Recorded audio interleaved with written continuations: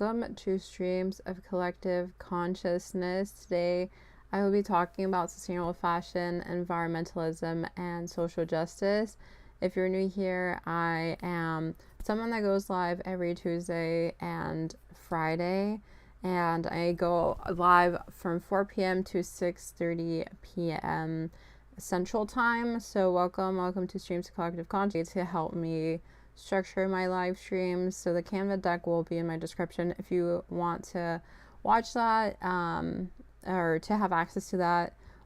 But yeah, I use this Canva deck a lot, but it's cute. It keeps it organized. So basically all the news will be here and you can feel free to use it as we go through, and you don't have to stay throughout the whole live stream. I'll be live streaming for 2.5 hours, but feel free to like skip around if you're watching the recorded versions. No worries at all. And then we're gonna move forward to, let's say, so here's how this works.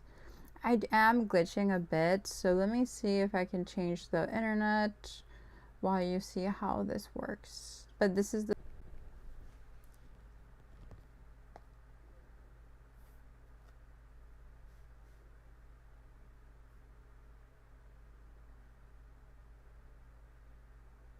okay, so that's how it basically works. So I start off at 4 p.m. Central Time, and then I get into sustainable fashion news, and then I take like a small break, and then I talk about any like social justice, social issues, environmental news later on, and then I do talk about like fashion shows and do a bit of gaming afterwards. I do want to say that if you ever want to have me talk about anything, you can always feel free to submit your stuff in this form. It's also in my description, super open to see like what you guys are interested in me discussing and covering. I always just love input very much, so love the feedback and the news. But today will be a shorter stream. Today I'm feeling out of it. It's been a very busy week personal wise, and also the internet hasn't been great. I tried connecting my hotspot to the computer today before I started the live stream, and it wasn't working. And then as you guys saw right in the beginning, I started glitching out, and then I moved over to a different Wi-Fi connection. So there's been a lot of Wi-Fi issues. That's just very discouraging, and actually makes my head hurt just starting off with bad connectivity. But I think it's working.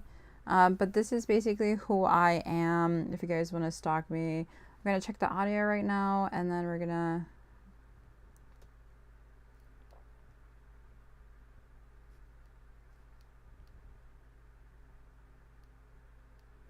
Okay. The audio is good. So basically a bit about me is I talk about sustainable fashion, and yeah, I have a blog, I have a YouTube channel, I have a podcast on my YouTube channel. Like it's all in the same place. I just like to condense it. And then I do have these live streams where I go on like twice a week, where I talk about sustainable fashion news, environmental news, anything that's happening in the world. I talk about it, and I primarily make my money through Depop. I recently made a video explaining the reasoning behind it, and I really love axolotls. I think they're great, so I do a lot of like conservation efforts and just outreach for them so that they can be, you know, quote unquote adopted through an organization that I really endorse. So if you want to like quote unquote adopt an axolotl, you can feel free to do that in the link in my description. And yeah, that's basically a bit about me. This is something I no longer do because I don't have any time. But personal news wise, before I get into everything else that's happening, I am starting a new job. I don't know when I'm going to start the new job, but I literally had an interview yesterday at a thrift store, and they gave me the job on the spot, and then I had to do all the paperwork today, and it was just like a whole hassle where I had to go to like this one building, and then they sent me to another building, and then they needed some paperwork, so I had to go get that from the bank, and it was like a back and forth sort of thing, and it just took up a lot of my energy. So I'm feeling out of it because of that reason. But moving forward, I'm not going to be live streaming on Fridays anymore, just because it's gonna run into the time that I got scheduled to work at the thrift store I'm employed at now. So I'm going to work Fridays from 2 to 7, and I usually live streamed from 4 to 6. And the thing is, I could live stream later at night, but it's just, it would be a lot. It would just be a lot. My brain just kind of shuts down after like 6 p.m. So I probably won't live stream at the end of the Fridays after my shift. So I was probably thinking like maybe live streaming on Sunday. I would like the idea of doing it on Saturday actually, but I work from like 9 to 2 and then from like 4 to 8. So I work the entire day on Saturday in 2 different places. And then Sunday, it's like I upload my videos that day and it's like a chill day. But I usually find myself restless on Sunday nights, so I'm probably gonna upload or live stream Sunday nights. I'm not quite sure, but I do want to keep the live stream on Tuesdays something I do no matter what at the same time from like 4 to 6:30, so that won't be changing. It's just I don't know when the second live stream is going to happen if it's not on Friday. So most likely I will announce it on a post here on this YouTube channel under Sustainable Amor. But I don't know when to do my second live stream. So it's Tuesday and then some other day. Probably Sunday, but it seems Sunday to Tuesday seems like so close together that it just doesn't feel worth it. So I don't know. I think Saturday would be perfect, but Saturday's like already super booked. I may just live stream once a week. Meanwhile, as I figure out a flow, but I like live streaming twice a week. It's just knowing when to do it. I could do it probably Sunday. I'm probably going to do Sunday. Probably Sunday is going to be my second stream of the week going forward. So, yeah. But I'll definitely let everyone know just because this is something that I really, really enjoy. I'm also going to be getting a gaming laptop. So that's going to be like my main live streaming device. I don't have the money for a PC system, which is where people usually use that for a live stream. So yeah, I'm probably going to buy like a cheap computer, like laptop, and then just live stream from there. And hopefully I can start gaming and then have the quality of the live streams become a bit better. I have very limited usage with my MacBook, and the battery only lasts like 3 hours versus the cheap one has like 8 hours worth of like game battery or like battery for the gaming and stuff for live streaming. Whatever I end up using it has a long battery usage. But yeah, basically there's a lot going on. I feel kind of out of it today. I wanted to cancel, but there's a lot going on that I want to talk about, and that's going to be my focus. Also, I won't be showing a lot of videos with my live streams anymore because my live streams keep getting copyright claimed, and I'm just afraid that's going to affect the channel overall in the long term. So I'm probably not going to put on as much fashion shows, as much like news, as much audio from other locations. So it's probably going to be a lot of me like reading articles and like analyzing things and chatting a bit more. I feel like I want to get through the news like super fast, which is a good thing if you have a short attention span. But like it's bad if you want a nuanced take and you want like a more conversational perspective to things, which I often lack. So I'm trying to like reconfigure how I want to like have the vibe for the live stream, because I often worry like if it's just me reading articles with my monotone voice, it's probably going to be boring for people to listen to. But that's just a bit of the things that I'm thinking about and how to change the live stream. But yeah, I definitely want to continue live streaming, even though technically we'll be working more than like 50 hours a week outside of content creation. Yeah, I work at a vintage shop, I work at a thrift store shop now, and then I have Depop, and then I also do content creation, so like YouTube, my blog, and then these live streams, and then the podcast. So I'm probably working like over 65 hours a week, which is a lot. It's a lot. No, I think it's more because I didn't really count the hours it takes to make these live streams. So like easily working 60 plus hours every week on everything. So I'm a very busy person. So hopefully these live streams are a bit entertaining or worthwhile. I enjoy them. I've also been considering live streaming on Twitch or multi-streaming. I know I've been saying that for a long time that, oh, I'm gonna multi-stream or go on Twitch, but I'm not quite sure if I'm like totally into the Twitch community. I've been watching a lot of the top Twitch streamers and they kind of thrive off of drama and gossip and like parasocial like debates on perceptions of who they're supposed to be or who they are. And I don't like the culture of drama. I don't like the culture that's going on in there, and it's very cliquish. Like Twitch doesn't rely on algorithms. It relies more so on like you knowing certain people to get opportunities or partnerships. So to for me to like advance, I would have to like cater to those on the top seat of the Twitch community, the top contenders, you can say. Most of them are gamers and they're apolitical, and at best they kind of say like pro Palestine, but that's really it. So I don't really see myself fitting in to the Twitch community because I don't really cater to clicks or like popularity games or like drama. And I'm essentially a very political person because of the views that I have and how I explain things on my live streams. Like I don't shy away from being a socialist. I don't shy away from being anti-capitalist. I don't shy away from my political takes. And I think that a lot of gamers just are comfortable gaming their life away and not talking about politics, and that's their life, their choice. But I don't really see myself resonating with people that want to keep quiet on their political takes. Um, I just don't feel comfortable on Twitch and the whole culture. So, I mean, it'd be beneficial to potentially like reach more people, but at the end of the day, it's like, am I gonna reach the right sort of person? I don't know. Versus like YouTube is it's more like algorithm based. It's more for people that are willing to learn, who are used to a platform that tells stories and has just a more sense of like promoting things based on the content versus like your click. So that's all I'm thinking about right now. Probably we'll try multi-streaming just to try it, and maybe I'll multi-stream onto TikTok as well. But it's just a lot of research that I haven't had time for, but it's definitely top of mind. But you can always support me by following me on social media. Here's all the links.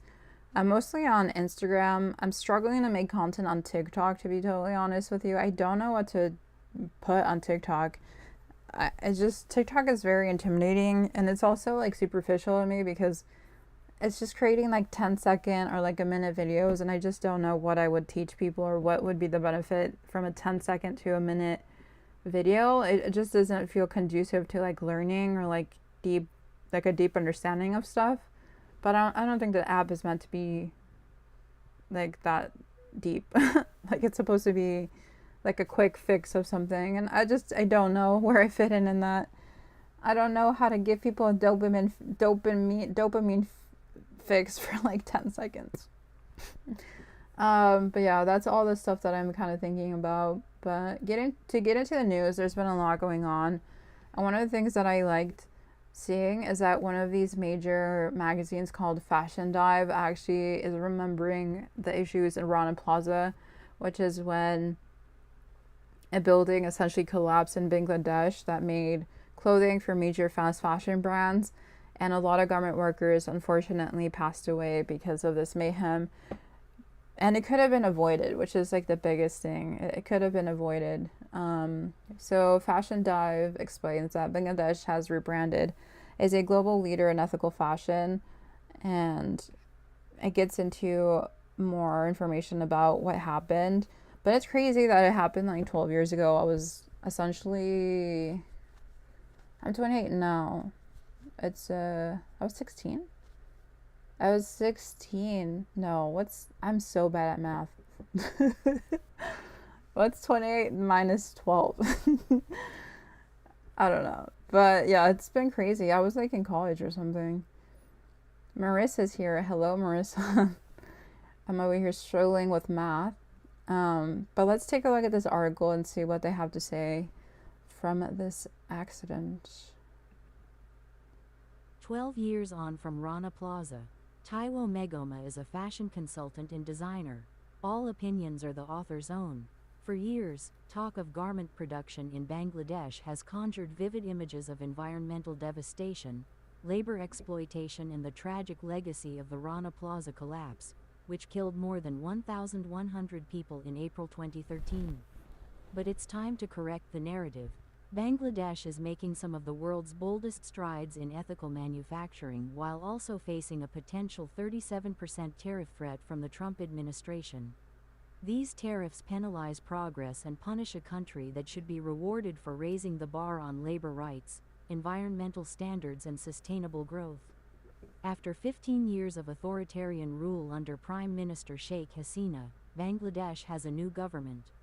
Under the acting leadership of Nobel Prize-winning Muhammad Yunus, the country is aiming to flip the script, transforming its much-maligned garment sector into an economically successful engine of soft power and international credibility. It's a bold move, to reinvent an entire nation on the back of a single industry, but that doesn't mean it can't be done. A lot has changed in the 12 years since the Rana Plaza collapse. And while the public narrative has remained frozen in time, Bangladesh has steadily moved forward, cracking down on unsafe working practices and enforcing tough environmental safeguards. Within weeks of the disaster, Bangladesh began reforming its labor laws, mandating workplace safety committees and expanding factory inspections to ensure compliance with new safety standards. Next came a series of groundbreaking agreements on fire safety, health, and working conditions. The Bangladesh Accord on Fire and Building Safety, which The Guardian called one of the world's toughest factory safety agreements, has enabled nearly 56,000 inspections of 2,400 factories, leading to more than 140,000 improvements and safer conditions for more than 2 million workers. Still, Bangladesh plans to do more. In 2021, the country strengthened the accord, creating a set of binding principles shared between global unions, brands, and retailers to ensure garment factory safety. The new accord was also expanded into Pakistan, pushing more brands to take responsibility for protecting workers in their supply chains. Today, the garment sector accounts for more than 13% of Bangladesh's GDP and more than 80% of its exports. It employs more than 4 million people, most of them women, offering vital pathways to economic empowerment across both urban and rural areas. Acknowledging the contributions of working women, new initiatives have emerged to support their career development, alongside training on critical life skills. True, not everything is perfect, but garment workers are represented by some of the world's strongest labor unions, which continue to advocate for their rights. Bangladesh's progress hasn't been limited to labor. It now leads the world in green manufacturing. Of the 10 most sustainable garment factories globally, 9 are in Bangladesh. Among the top 100, the country claims nearly 2/3 of the list. Unsurprisingly, major global brands are returning. Since 2023, companies including Gap, Express, and Disney have resumed or expanded sourcing in Bangladesh, while others including PVH-owned Tommy Hilfiger and Calvin Klein have entered the market more recently. These decisions, underpinned by multi-million-dollar investments and record-breaking apparel exports of almost $36 billion in 2023, reflect rising global confidence in Bangladesh's commitment to ethical, sustainable manufacturing.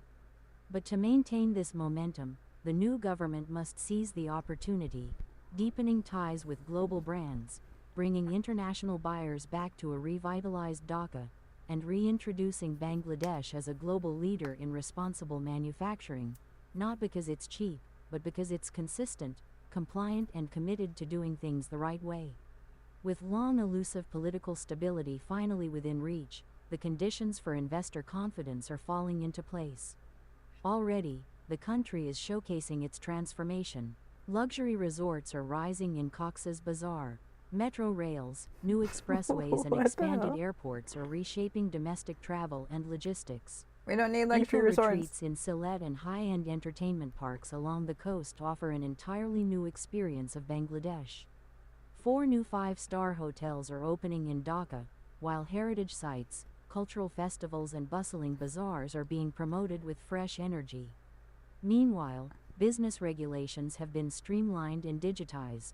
One-stop investment services are cutting red tape and simplifying entry for foreign investors. All right, all right, all right. I thought the article was going to go a whole different way. It barely even explained what happened in Rana Plaza. Like, the people that worked there, their garment workers, literally knew there was cracks in the wall. Why did they just show solar panels? Here, let me show what actually happened in Rana Plaza, because I feel like this is like the PR package presentation of Rana Plaza, so they don't lose business interest in Bangladesh by publishing this article. I don't know what Fashion Dive was doing, but I guess they wanted to talk about it but still illuminate the pretty side of it. But basically there was just a lot of disasters that day. Let me see if there can be more photos. It can be a bit graphic if you've never heard of this tragedy, but essentially the entire building fell, and it fell upon the garment workers. So when they were like trying to take them out, they were searching through the bricks and the clothing to find their family members, and a lot of them didn't make it. Over 1,000 people were injured. I think there was 100 that died. Oh no, it killed 1,134 people, leaving thousands more injured. So it was incredibly graphic. It was incredibly horrible. I don't want to show the graphics or the images here, but if you want to learn more, there is a bunch of videos on YouTube where they show the collapse, and it's incredibly horrific what happened. And the garment workers knew that the building was falling apart. There was cracks in the wall. They had warned managers, and managers ignored them. They forced them into the building despite how bad the building was, and then it collapsed on itself. So it was an entirely preventable situation. But because they put profit over people, these workers died because of it. So it's a clear example of how a lot of factories just really don't care about the safety, about quality places for them to work out of. It's really a shame. So a Clean Clothes Campaign actually has a really good website on this. So what happened, there's an 8-story commercial building that was located in Dhaka, Bangladesh, and it happened on April 24th, 2013. And there was again like a large structural cracks, and then the shops and the banks on the lower floors immediately closed, but warnings to avoid using the building after the cracks appeared were ignored by the garment factory owners on the upper floors. So garment workers were ordered to return to work the following day due to the management pressure, and Wednesday, April 24th, thousands of workers went to work again at their garment factories located in the cracked Rana Plaza building. And then only hours later, the entire building collapsed, including rescue workers, and 1,134 workers were killed, and nearly 2,600 workers were injured. Many of the survivors had been trapped under tons of rubble and machinery for hours or even days before they could be rescued, sometimes only by amputating limbs. So when I see articles like this, and they're only showing solar panels of their supposed industrial improvements, I applaud their improvements, but it doesn't really touch on the realities of the collapse.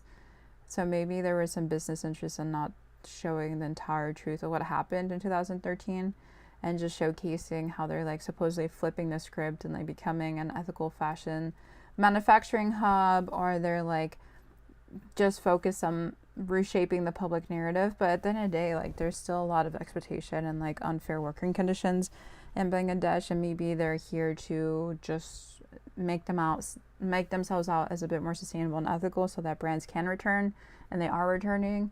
So maybe it's a very strategic business strategy by the government to like bring people back, investors back, and them showcasing like the luxury hotels in this article was very weird. I don't know if you guys caught on, but they're like, look at our luxury resorts, look at our metro rails, look at our expressways, which are good in a sense, but then it's like, foreign investors, here we are, come on over. Like, I don't know. I think it was just a very interesting article. I often like to pay attention to the biases that are being fed to us. I never just like to read an article and take it as true. I think we have to question every single thing. No matter at the initial start of the article you think, oh my god, this is great, like this is amazing. Like what's the purpose here? Like what are they trying to accomplish in this article? And I think it's to essentially bring foreign rich people into Bangladesh's investments of some sort. It's just, this is what they needed to talk about though. Like these are the things that are real and things that we have to pay attention to create that ethical fashion future that we really want. Like we have to talk about the truth. We can't just focus on, oh, we got luxury resorts, you know, we've reshaped our narrative. Like no, like explain the narrative in the first place. Like tell us the struggles they went through and why this happened in the first place. But yeah, this, if you're not familiar with Clean Clothes campaign, I would highly encourage you to support them. They do a lot of campaigns. They're very active, very informative. I trust them a lot. Yeah, I would definitely check out their website, and then I do follow them on social media a lot. They have a lot of like funny but educational content. Like this one I showcased the other day about how Wranglers has like a Wild West attitude, especially when fast fashion has like a colonial perspective and like vibe to it. So definitely check them out. They do lean towards the activist side of things, but it's not super aggressive or like violent. It's more so like let's rally, let's protest, let's sign campaigns, let's fix things with collective people power, and very educational based. So I truly like them. Very, very good. And they market themselves as a worker-led network of unions and labor orgs fighting for change so that the working conditions in the fashion industry can improve, basically. But to move on, there is a lot of stuff happening in the world that just makes me a bit overwhelmed, not gonna lie. For example, there's been a lot of obsession with Labubu. Sorry, I'm like flipping through the news. I don't know if you guys have heard about the Labubu craze. It's kind of crazy. Let me find the, oh my god, sorry, I'm like, so the Labubu craze, if you guys are not familiar, it's these like little dolls. I don't know if you guys have heard of them, but the Labubu dolls have become the next best adult toy for people. For some apparent reason, everyone is collecting them. It's become like an accessory of sorts, especially on handbags. And there's a wide array of these Labubus. I don't know what the appeal are. Like they're ugly for me. Like these things are ugly. So when like I see people like lining up to get one, I don't get it. I also don't get how they got those teeth here. Like what are these things? Like I don't know what the lore is. I don't know how they're cute. What are their teeth doing? Like what is this? Like, I don't get it, but every single person on TikTok, YouTube, social media have them for some apparent reason. I don't know. They just came out of nowhere. And they're on bags, on pants. Here, let me show you. Bag accessory. And they're expensive. So they're originally sold at Pop Mart. But then they're being bought up by resellers, so they've hiked up in price. That's caused a lot of drama online. And so they're selling from like $100+ for these supposedly exclusive things that I don't get. And essentially, in my eyes, it's like unnecessary overconsumption of goods that we don't need to fill the void under late stage capitalism. But that's just me. But some people accessorize their Prada bag with like up to 5 of them. I think it's become like a new status symbol, to be totally honest. But I'm confused. I'm so confused what all this means, how this is helping us psychologically, what is going on in people's brains. I don't get it. Like some people may just be wearing it because it's trendy, but it's adults. It's adults doing this, so I'm just very confused, to the point where I saw a TikTok of a whole line outside of a store, a Pop Mart store in Chicago, and they were lining up like at 2 a.m. on a Friday or something. It says, Walking down Michigan Avenue early Friday morning, found a huge line of people camped out and wrapped around the block, all hoping to snag a boo-boo from Pop Mart.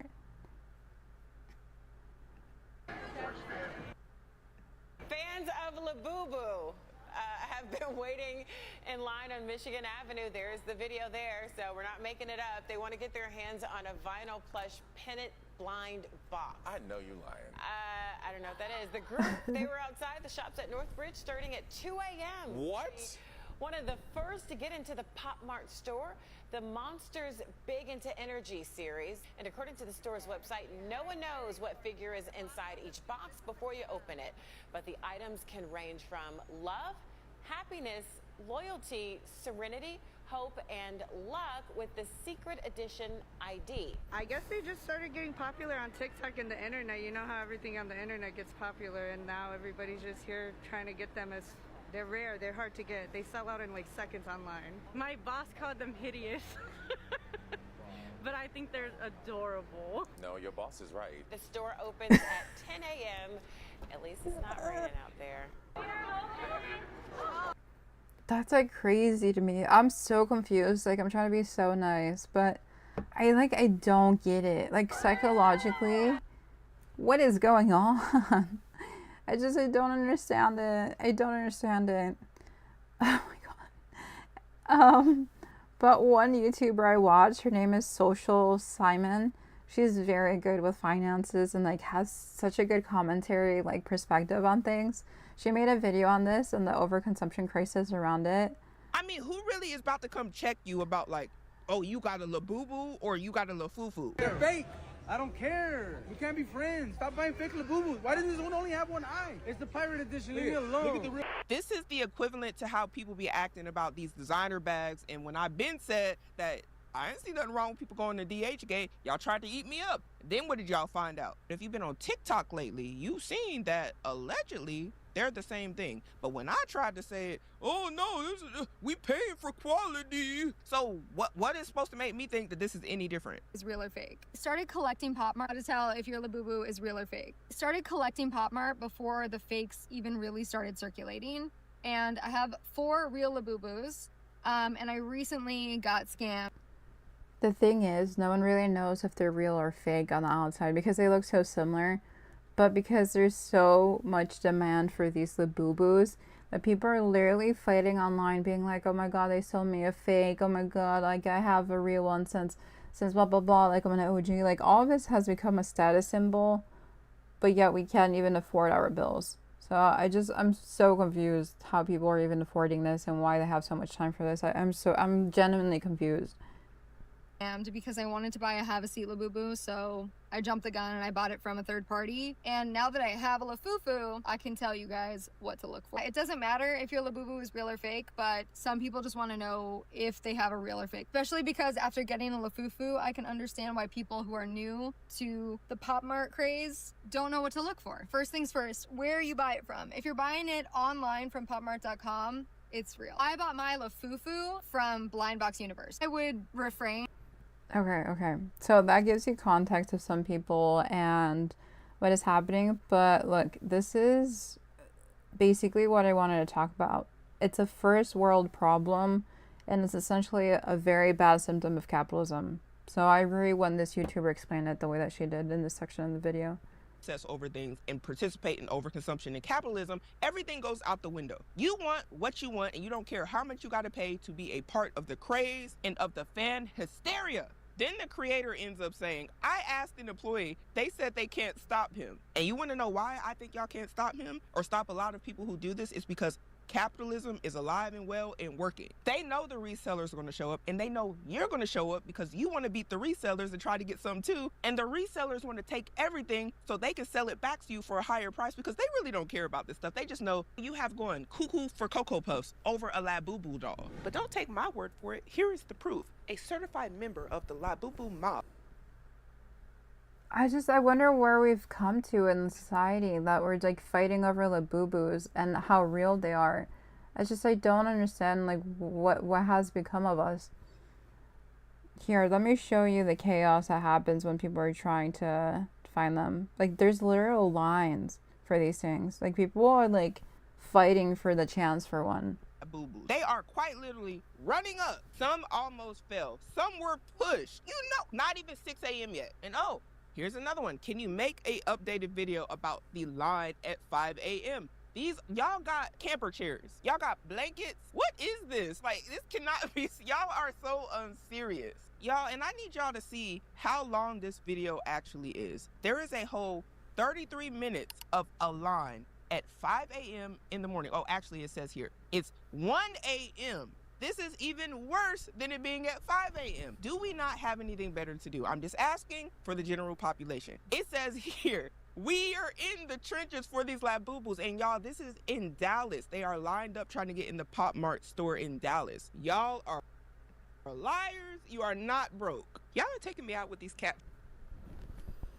Yeah, that's the thing. Like, where are they getting their money? Like, I would love to have enough time and like boredom to go chase Labubus, but I'm over here working over 60 hours a week, and I can barely find the energy to do anything after those 60 hours. And it's just, how do you have time to go and do this? I'm so curious. Like, there is no double intention in my question. Like, what is your life? Like, what's your resources? Do I have to marry some rich man and like have a kid to find enough time to do this? Like, what's the route? What's the path? Because I want this amount of privilege, like, genuinely, to be so bored to seek meaning in a toy. Like, y'all don't have problems, do you? Like, it sounds like a very comfortable life, and they're finding or looking for something as a status symbol.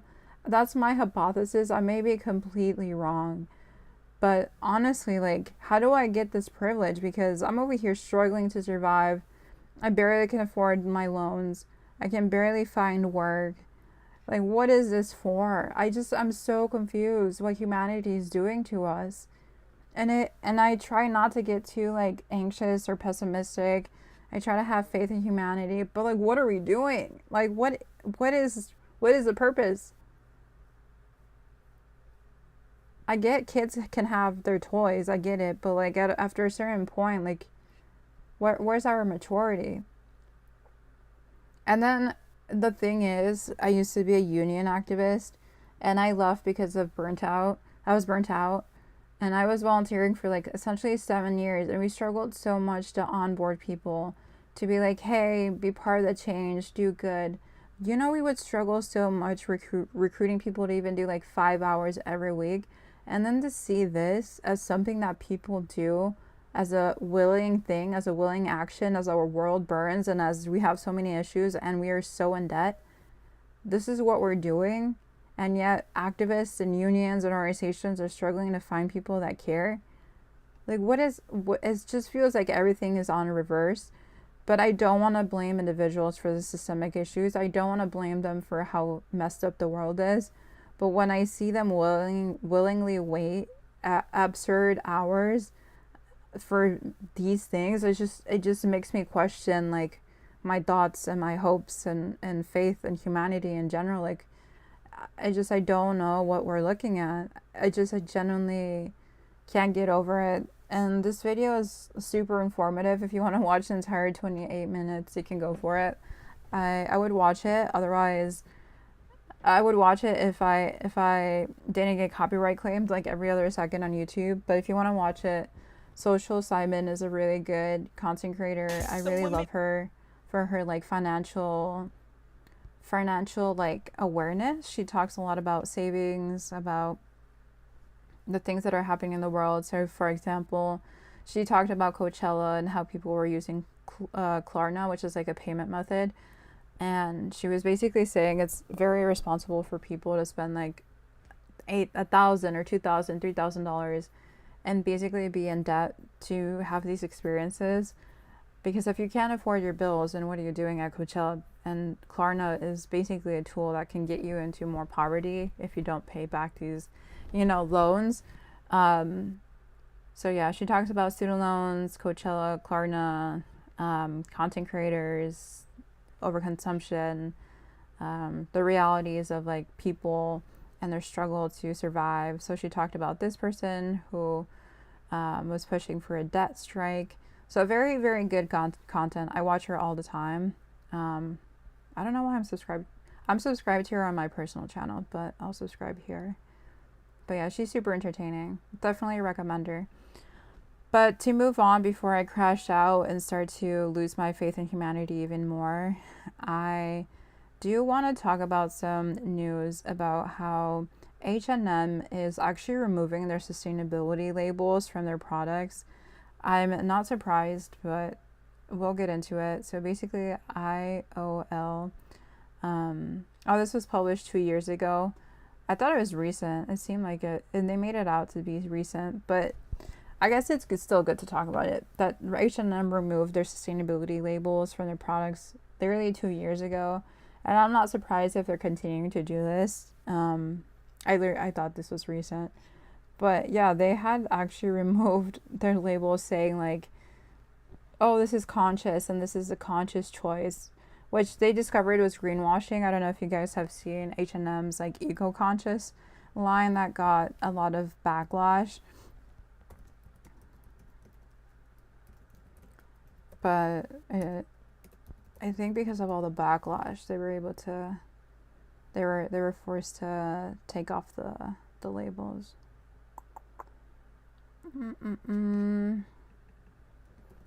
I'm not seeing any articles on it, but I did see a lot of stuff on YouTube explaining the ordeal of how H&M was like releasing greenwashed, like eco-conscious fashion.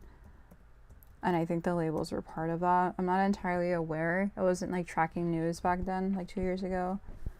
But let's see.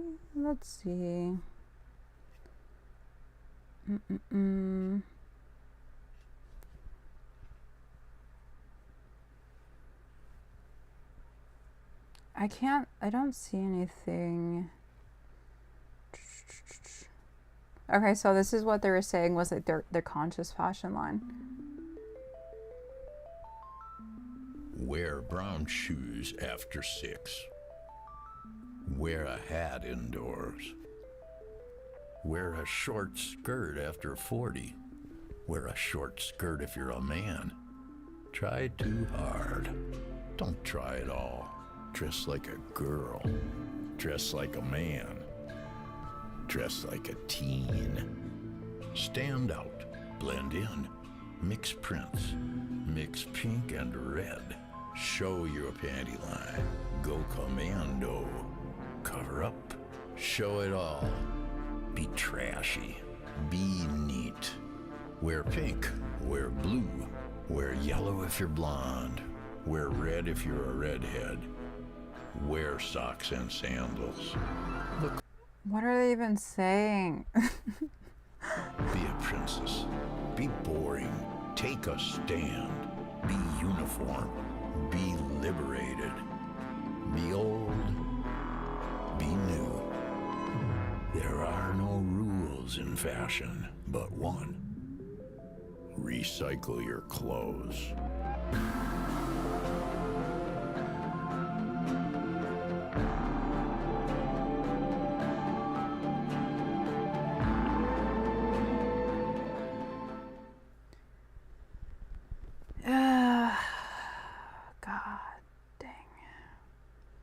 I would love it if they actually did what they said in the commercials. And this was 9 years ago. So they just have a history of like lying. Because like how can they verify things are actually recycled or conscious is like something that they fail to do. They're not transparent. Like they're not necessarily being honest about what's happening. They just like to label things. So it's unfortunate.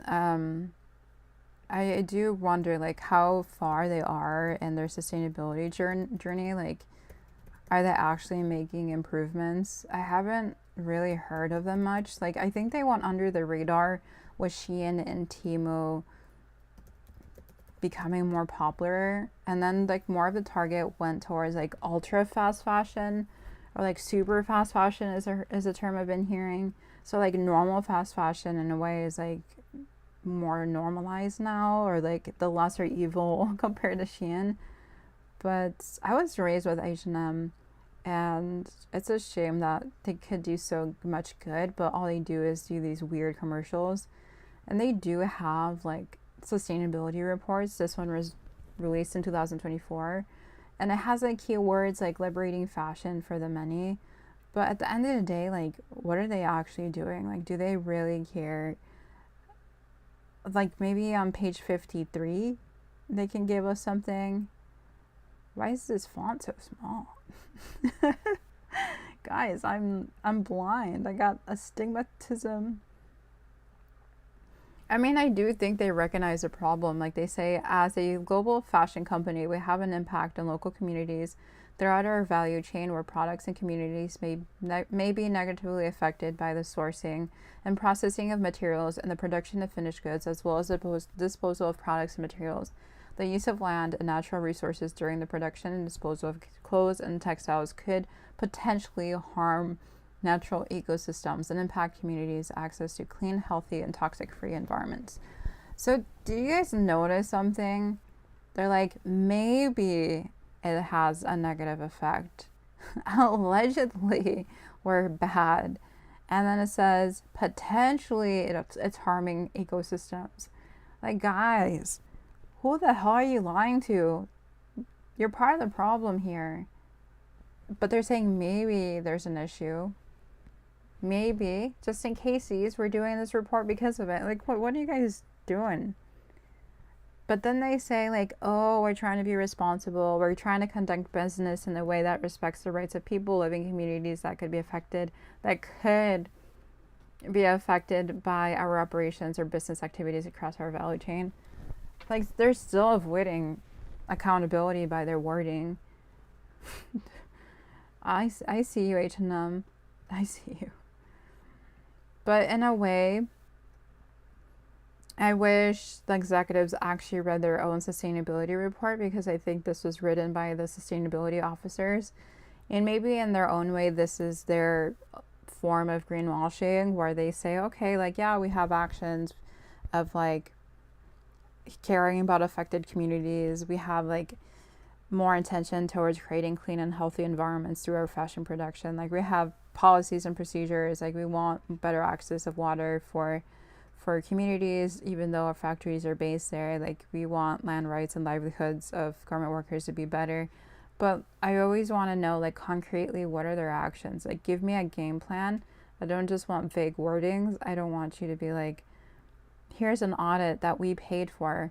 No, I want a third-party audit that you had no idea was going to come that day. Because most times, fast fashion brands are like, yeah, we have audits, we have reports, we actually have data on what's actually happening. But if you pay these auditors, they're tied to your business interest.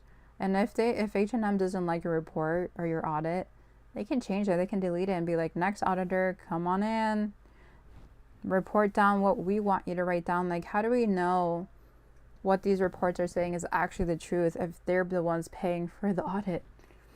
It's almost like a home inspection. When you know someone's coming over to your house to look at it, you're going to make it clean, you're going to act presentable, you're going to have, you know, your best makeup on or whatever, you're going to have your best like social energy.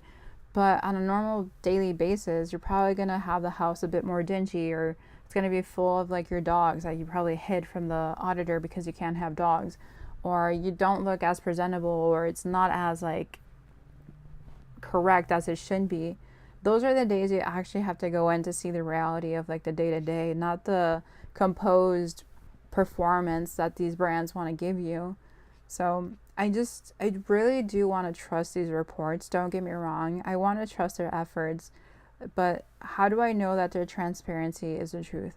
How do I know that they're not hiding something?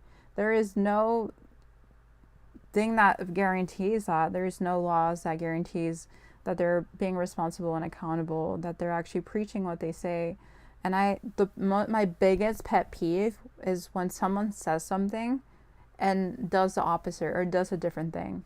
Like, maybe I have daddy issues or whatever, but like, it's a basic thing. Like, if someone says something, they should probably be doing what they say or do what they're going to promise they're going to do, you know? Like, if I say, oh, I'm going to have clean factory production methods or whatever, you should actually do it. Like, don't just talk. Like, talk and talk and talk is all that people do apparently in the fashion industry from these reports. But what is their actions? Like, if you care about energy, like, give me a concrete thing. But there isn't a lot of graphs or data points here, and I'm just skimming, but it's a lot of pages, and there's no graphs. I'm looking for like stats or something. I don't know, improvements from last year. They do talk about money at the end. See, for the normal everyday consumer who doesn't have time to even like think about anything really, if they're so busy working, this is such an inaccessible report. Like, get to the stats quickly. Like, give us concrete things quickly. Make this a bit more accessible. You know what I would love? If these sustainability reports were more like a magazine that's handed out for free in the stores or like online. I think more people would read it that way versus an 87-page PDF that's vague and just preaches about their shit. Like, I don't see a lot of consumers reading this on a normal everyday basis. Like, put it in the store, people. Put it in the stores for free. But yeah, I literally thought that this was recent. That was my bad. Yesterday I was so out of it. So my oopsies. I'm just a girl. I'm not perfect. But that's just another example of like how even I can get stuff wrong, and I'm still learning and, you know, growing as a live streamer. So I should double check like what I'm actually preaching.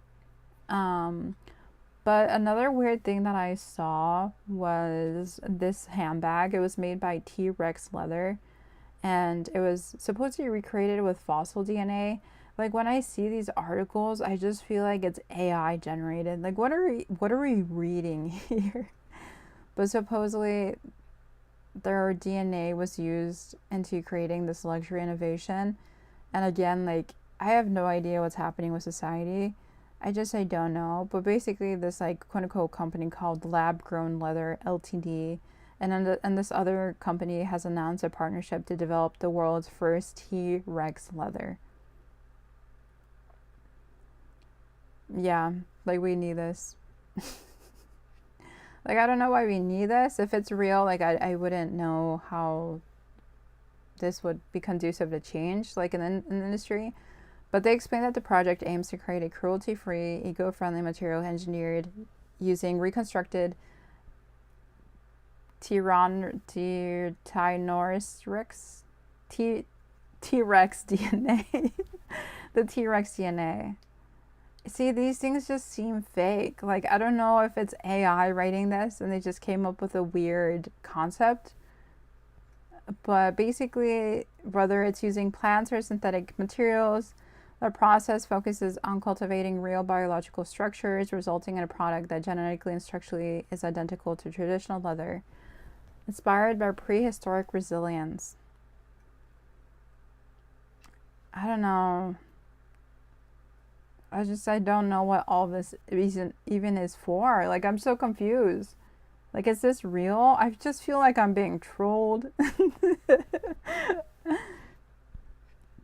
Overall, bad journalism on my part. Like, what even is this? What are we reading? They hope to eliminate animal cruelty and cut down ecological damage. I think it's fake. To be totally honest with you, I think it's fake. I mean, they can like recreate T-Rex DNA, whatever. But I think it's just normal leather that's been shaped as what they think a T-Rex leather bag will look like. To up price it. Like, price it too much and then sell it as a luxury good. I think this is like late stage capitalism. I really do think it's that. This just doesn't make any sense to me. But I guess it's interesting to know that there's people out there doing this. Oh my god. But yeah, let's get into some other news. I do want to get it. I wonder okay. So I did get this news bit wrong. So I wonder if I can actually go in and change the title of this live stream, because I would hate for people to think that's a recent news bit. I just don't know how I got that wrong. I'm like very hard on myself, so let me see how I can fix it. I probably may not be able to fix it because I'm on the live stream. Yeah, I don't know how to fix that on the live stream. Da da da da da. Okay, I think I'm gonna. Nope. Uh-oh, did I harm it? Yeah, I don't know how to fix it while I'm on here. Whatever. Fake news. I'm a fake socialist. I love America. I've been a Republican this whole time, and I'm just here to mislead you. Oh my gosh. Okay. Well, that's an embarrassing moment, but we're gonna move on and talk about the recycled runway show that I've been seeing. So, like I've been saying in past live streams, there's a lot of like college students that actually want to like do something and like care about, you know, taking action. And there's been a lot of like sustainable fashion shows that have been emerging. So this is another one that I've been seeing. I wonder what school it is. They don't mention it down here. Someone is calling me. Lovely. I'm not going to answer. Everyone just seems to love to call me when I'm busy. Okay, let's see. So it's called Fashion 299X. And let's see. So one of the students says, students were already saying, can I reuse this pair of jeans and turn it into a skirt that I want for my line? So when the dean office opened up the opportunity for a one-time course to be pitched, Robbins wrote the proposal that eventually led to the creation of Fashion 299X, otherwise known as recycled runway.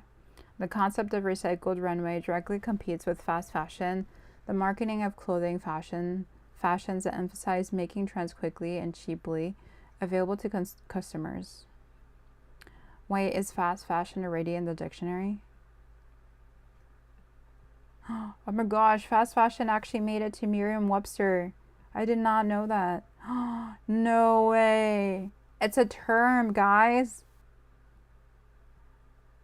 Okay, I'm excited. Wait, is sustainable fashion in here? No way. Did you guys know that I used to read dictionaries when I was a kid for fun? I was just the biggest nerd. So we have sustainable, sustaining show, sustainability, sustaining shows. So no, not sustainable fashion yet, but we do have fast fashion in there. Whoa. Do we got eco fashion in there? Yep. Nope. No eco fashion. Dang. Okay. We need to petition Merriam-Webster to define what sustainable fashion is because we need it.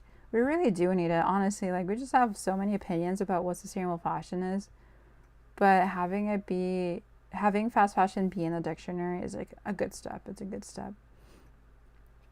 Honestly, they're not explaining what the college is for this project. So let me see if there's anything on the YouTube. Yeah, it doesn't really explain what college this is from, but there is an interest in like on campus. But yeah, that's super cool to see that more students are like getting involved. Okay, so they say for any true scrap fabric Fashion 299X can't use, they're recycled through a company called Check Sammy. So the class paid for a box that can be filled with as much materials as possible, and when it's full, it can be sent back to the nearest Check Sammy location. Although the company offers free shipping, the singular box costs the class $300. God damn, that's expensive. Why is that so expensive? Okay, so despite the high cost, Emily acknowledges the importance of having companies that are dedicated to recycling textiles, because even donating your clothes to thrift stores can land them in a landfill someday. Very true, sadly enough. And as the semester came to an end, 21 students signed up for it, and they hopefully want to pitch it for the next years to come up, and for more students to explore sustainable fashion. They say sustainability can't, wait, what? Sustainability can just be a buzzword, but we really have enough of this generation that really wants to invest in it, says Robin. They want to learn more, they want to participate, they want the opportunity to learn more and do better. Yeah, I wish I had a sustainable fashion recycled runway show when I was in college. On my education grind, I would have loved this. Again, I don't know what school this was, but that's super cool. Super nice. Very nice. Ecosia, let me plant a tree because this journalism is not doing its job today. Ball State fashion programs. Ball State University. What is that? Ball State? You would call us, they call the university Ball State. Why am I so confused and bothered about everything today? Like, nothing is making sense. Ball State? I'm like losing my mind today. Wait, where is this? Ball State University. We fly. Oh my god, I feel like I'm in a dream. What is going on? It's very pretty.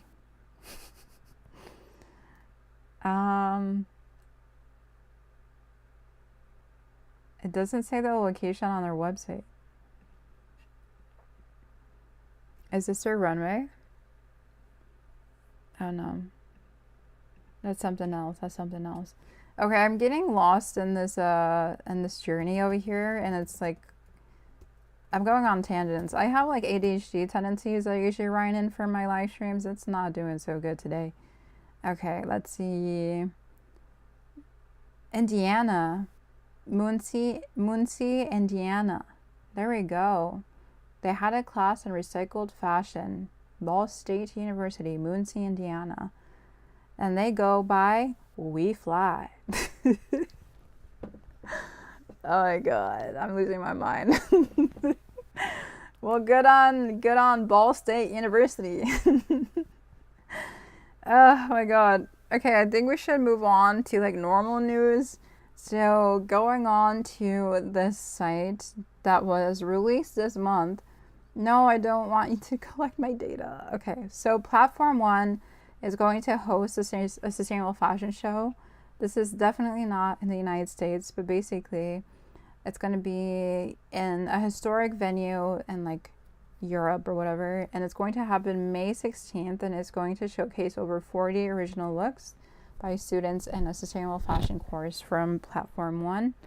And they will have a portfolio that guests will be able to explore, and then there's a collaboration with a magazine called Style of Right where they will be published in, and they will be in the July publication. So that's super cool. I think that's an amazing opportunity for sustainable fashion enthusiasts and advocates, and it's like a real world experience, which I think is more needed than ever before for those that care about this.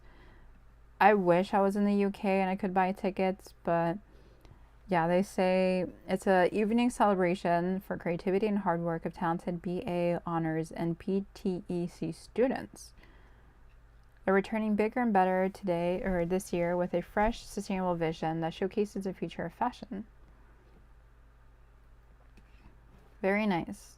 See, this is the thing, like there's things happening all across the world, and it's just a matter of like remembering that there's a lot happening everywhere, whether we don't think there is. There's every single little corner in the world that's trying to do something, whether we're not aware of it or not. And I'm trying to like find those things, like those little nooks of like hope where we can be like, okay, like this is something that people care about. Like it's not just me, like it's not hidden in some sort of abstract concept or some abstract conversation.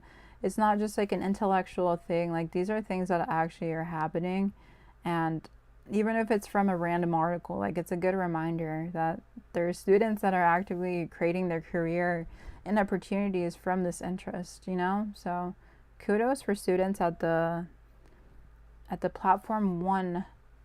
At the Platform One. I don't know what Platform One is. Maybe it's like a school. Platform One.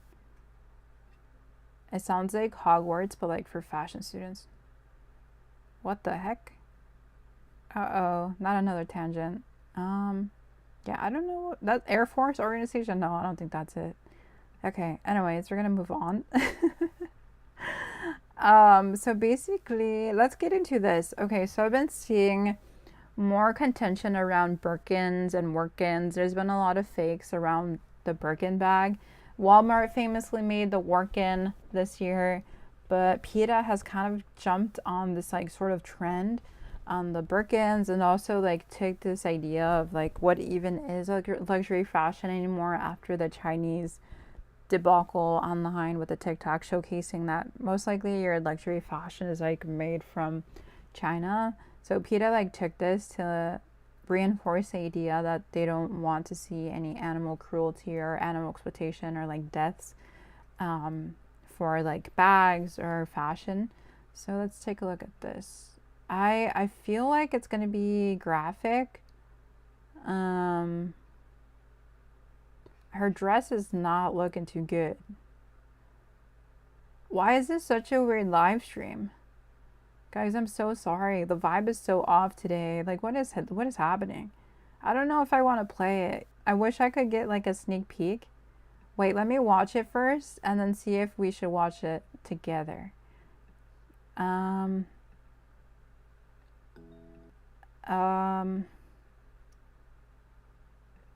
Wait. Oh God. Oh God, no, I don't want to watch this. Oof. Oh no, no. Oh, okay, nope.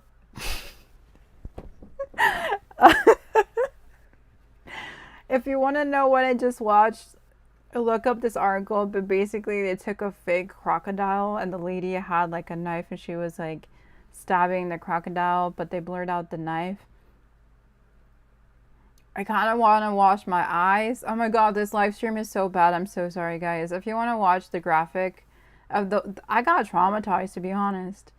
Like this girl was stabbing the crocodile, but it was like blurred out, and it was like splashing on her dress. I'm just gonna move on. Oh my God, I'm so glad I watched this before I showed it on the live stream. Oh God, help me.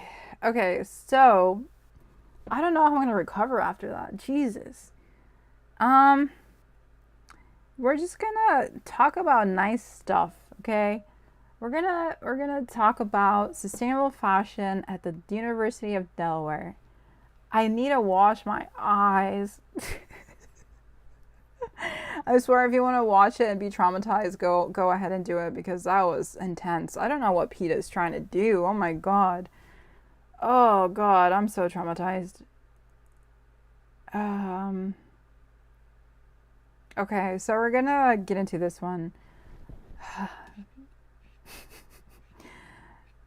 Gosh, what the hell did I just watch? That was not educational. I feel like PETA like takes things to a whole different level.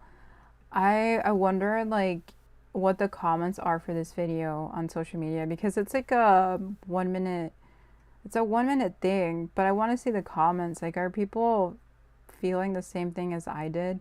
I'm gonna remove it to like avoid it show automatically, but I want to see the comments.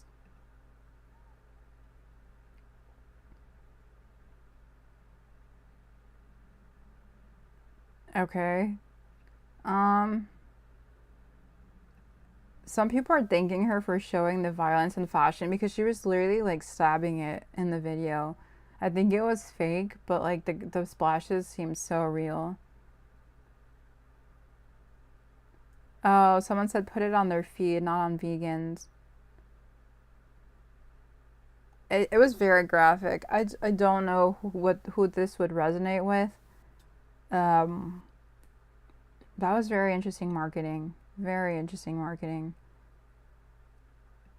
Okay, I'm gonna move on for the sake of just composure. But basically, students at the University of Delaware, they had a clothing event and they had a sustainable fashion swap.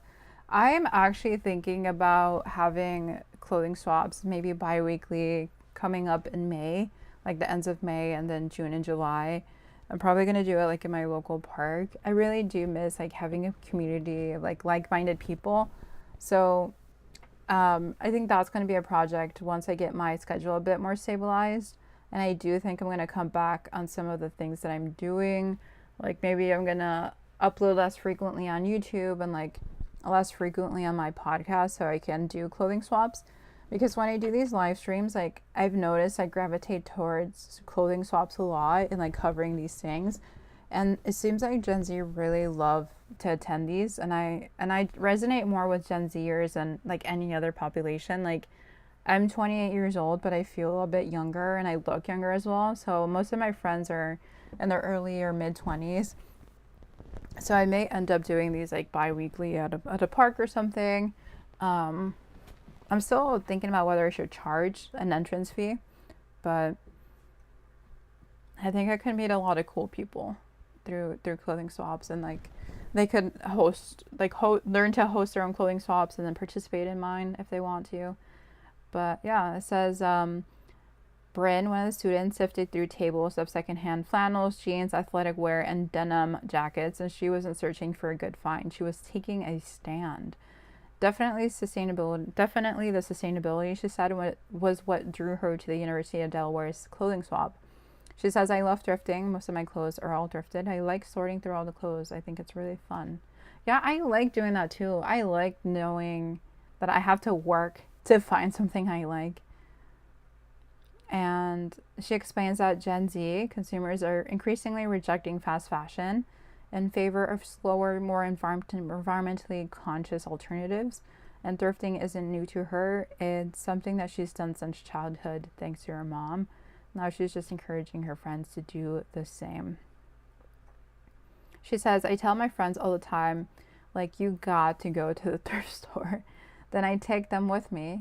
Even the people I surround myself with, they all do it too. Yeah, that kind of reminds me of when I was in college. I was always the one taking my friends to the thrift store. Like, I couldn't assume they had gone to a thrift store. Like, I would have to ask them, like, oh, do you want to go to the thrift store with me? And they would say, yeah. And then when we would get there, I would be like, have you been before? And they would say no. Always. Like, always, always, always. And that was back in, like, 2018, 19. So I always had to, like, give them a tour. I'd be like, this is where the clothing is at. Everything is priced differently because things are in different sort of condition and different brands. But everything is generally like within the women's side or like a men's side. But most like thrift stores categorized by like sections. So like they put shirts with the shirts, they put like pants with the pants, they put jackets with the jackets. But the pricing and the branding is just all over the place. So it was kind of intimidating for those that were there. It was their first time, and they usually just followed me. It's scary if you've never been. I can see that. So they continue on to say, seeing media, seeing how companies produce fast fashion, everyone's kind of piggybacks on the idea that, what? Wait, at the center of this cultural shift is a deeper awareness of fashion's environmental impact. Seeing it in the media, seeing how many companies produce fast fashion, everybody kind of piggybacks on that idea, and I don't have, wait, what? I don't know. I don't know what she just said. Basically, she's reflecting on the issue in media and everyday life. I mean, it is a journey. Like, that's why I respect these articles. Like, you can see real people grappling with the issue community. I think college students are very smart, very ambitious, and they'll continue on to have their own careers. And I think this is like a primer, like a starter kit for caring about the things that are in your closet, and hopefully it stays with them. Hopefully they attend more clothing swaps. Maybe they make their own clothing swaps. Like, that's just honestly what I love seeing, that people just continue to do what they can. Like, even if it's a small thing. But yeah, I love clothing swaps so much. Can promote reusing, reducing, and recycling. Yes. And it's cheap. Versus the thrift store, you can find really cool stuff for very cheap. A lot of people say, though, that like clothing swaps promote overconsumption, which I can kind of agree with, because you just grab too much stuff that you don't really need. But if you're like conscientious and intentional and grab the stuff that you really love and want, then I don't think it leads. But it's easy to grab and grab and grab, especially because you're not paying per piece. You're just maybe going for free or paying like an entrance fee and you can grab whatever you want. Some people that host clothing swaps can like put a limit, like, oh, you can only grab 5 things if you bring 5 things, or if you bring 10 things, you can only grab 10 things. Like it's a balancer of like give and take. But I know other clothing swaps have been flexible. Like I went to one in Chicago where it was free. The only requirement was that you bring 1 item. Am I glitching out? Am I glitching out? I'm glitching. I'm glitch. I love America.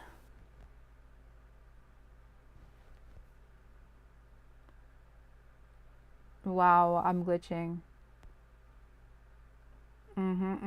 I like it.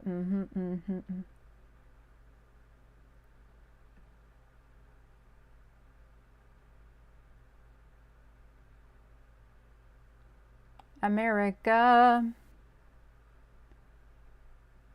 Okay, I think I'm back.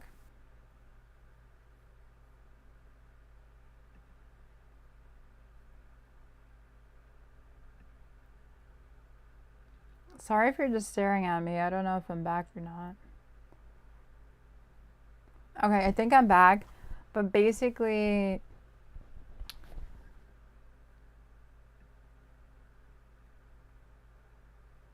I don't think I'm back. But basically, yeah, like I went to a clothing shop that was in Chicago, and am I back? Yeah. I went to a clothing shop that was in Chicago and it was for free.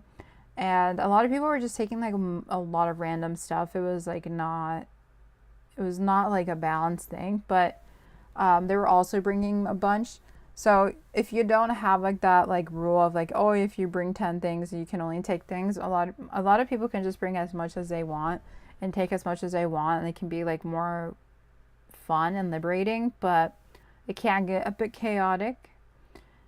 But to move on, there is a lot of interesting projects. I think Tinder is kind of picking up that the millennials and the eco Gen Zers are interested in sustainable fashion, because I saw that they held an upcycled pop-up in New York, I believe. But basically they said cuffing season is over and we're about to enter hot girl summer. So for Tinder, that means entering the cultural conversation with experiences that tap into the Gen Z zeitgeist and create moments for users and prospective users to mingle in person in a casual environment. The brand's X-Cycle pop-up at Temboy in New York City in March combined spring cleaning and breakup baggage dumping and sustainability all in one. Okay, so it was like it was the same event we covered in March.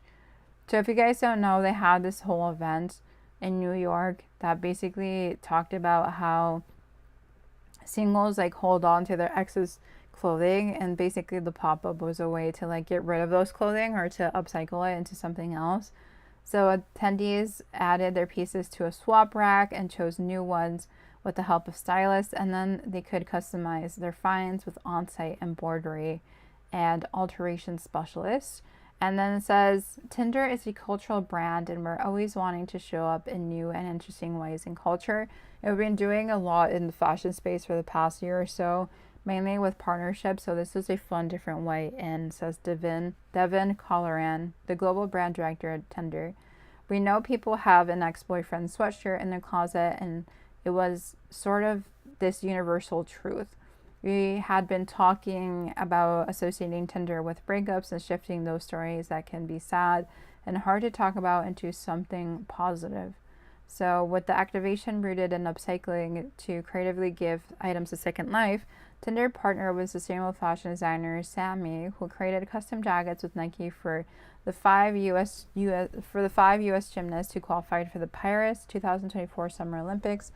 For X-Cycle, Miro transformed clothes from 4 influencers into bespoke outfits, which were showcased in the event. So Sammy is also like a Gen Z girl who is really into events and authenticity, and she wanted to contribute her ideas, and it was a natural fit for her. And says the sustainability element within the event featured eco-friendly materials, cups, and decor, but X-Cycle was all about celebrating confidence and the power of self-discovery, giving attendees a boost to date again. At the portrait studio, they could snap new photos of their Tinder profile as well as sporting their upcycled fashion items. I think this is such an interesting article. I personally don't like the ethos of Tinder. I've never used Tinder. I'm not going to use Tinder. But I think it's interesting that they're targeting like these Gen Zers who have all these excess clothing, and the brand knows that they care about sustainable fashion, and they're using it to like further pull them in and be like, hey, I understand your struggle. Use our app now, which is kind of interesting as a tactic to get them to use the app again. But I mean, when they went to the event, there was like booze and like fun stuff. So, I mean, maybe that's why they came. But yeah, they described the event as a low stakes environment to mingle and do something cool. So it's definitely improving their like image or like their narrative, especially when all we think of them is like a sleazy brand, or at least that's what I think of them. But it says that the fact that we did an event really was inspired by Gen Z. We're hearing more and more of what they want. So in real life touch points, and yeah, they're scrolling on TikTok and consuming tons of content, but they really do want authentic, real moments and events, and to build community. We're definitely dipping our toes back into doing things in real life. So this was a kind of an interesting test and learn for us. We see great press results, awesome social results. What we are looking for is the engagement and have hundreds of people come into the pop-up shop, which is what made it successful. People want more, and that was even bigger learning for us that we did something right, and maybe we should do it again, which I would love to do. Pre-loved season. Interesting. Would you guys go to these sort of events? I certainly would not. But would you go as a Gen Z, or if you're Gen Z, or is like whatever your age is, would you attend these events? It is very curated to a very niche audience of like Gen Z, like fashionistas who care about like sustainability in some way and who are single, but I don't agree I would go, even though I'm like the target audience that they're reaching for. But again, I'm not in New York, and I'm not looking to be on Tinder, so maybe I'm the wrong audience after all. But would you go? Would you attend? Maybe, maybe not. But one interesting article that I saw was from Fashion United, and it talks about the impact that the garments have. And they say that a report says by Glimpact that 90% of the garment's environmental impact happens before it was even made, which is honestly not surprising because these fast fashion brands just be making stuff so quickly and then like don't really care what happens. But let's see how the article explains it, because I think y'all are tired of my monotone voice today. Like, this is my real voice, if you guys didn't know. Like, all the other times, I'm just, like, amping it up.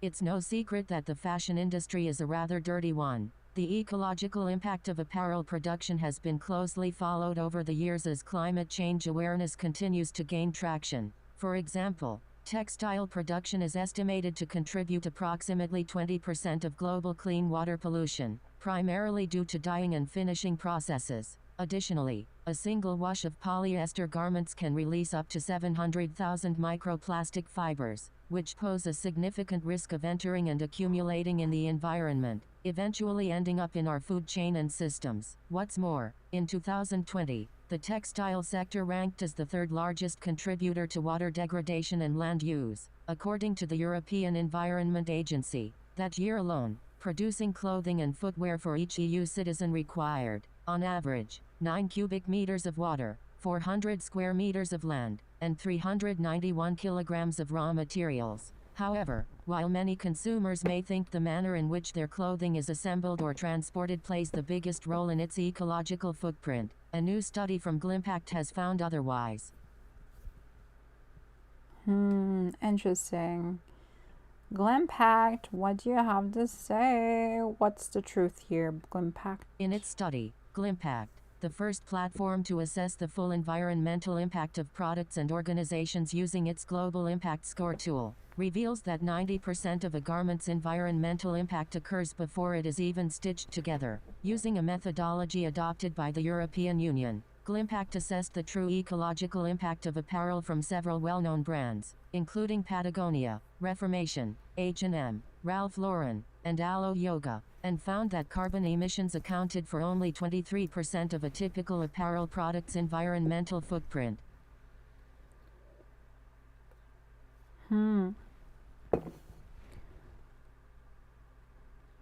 Interesting. Let me see. What do they have to say about the packaging? Wow. Speech.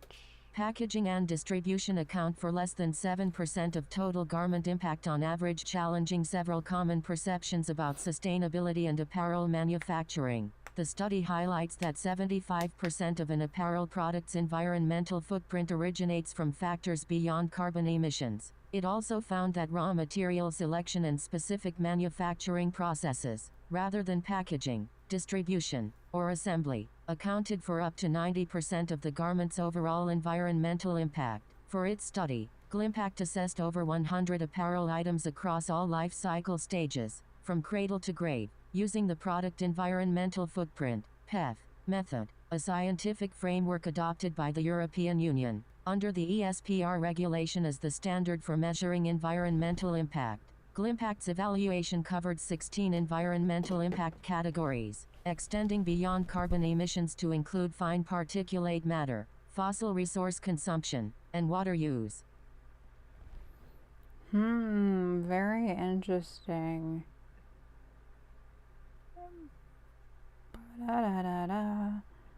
Oh my god, there's always so much to learn from all these things. Like, I always think, oh, I know all these things already. Like, I know all the stats. And then these articles just illuminate how little I actually know. And then in my head, I'm like, what other stuff don't I know? What have I gotten wrong this whole time? It's almost like the more you know, the less you know. And you can't assume that you know because more information is coming out.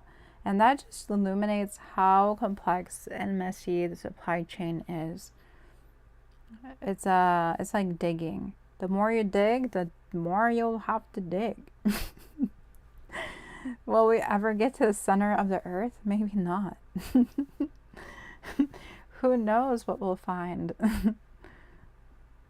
Carbon is just the tip of the iceberg, said Christophe Girardier, CEO of Glimpact, in a statement, because the environmental crisis is not just climate, it's systemic. While brands are investing significantly in sustainable packaging and carbon offsets, they ignore the fact that 90% of their impact comes from their raw materials and certain industrial processes like weaving and dyeing. Some of the most interesting findings from the study, on a product level, included Reformation's Tessa hoodie, made from 100% organic cotton, ranking the highest environmental impact among those tested. The footprint of the Tessa hoodie from the Los Angeles-based brand, best known for its commitment towards responsible manufacturing and sustainability-centered designs, exceeded that of Alo Yoga's Accolade hoodie, which does not promote sustainability claims, and Patagonia's Fitzroy Icon Appraisal hoodie, made entirely from recycled materials.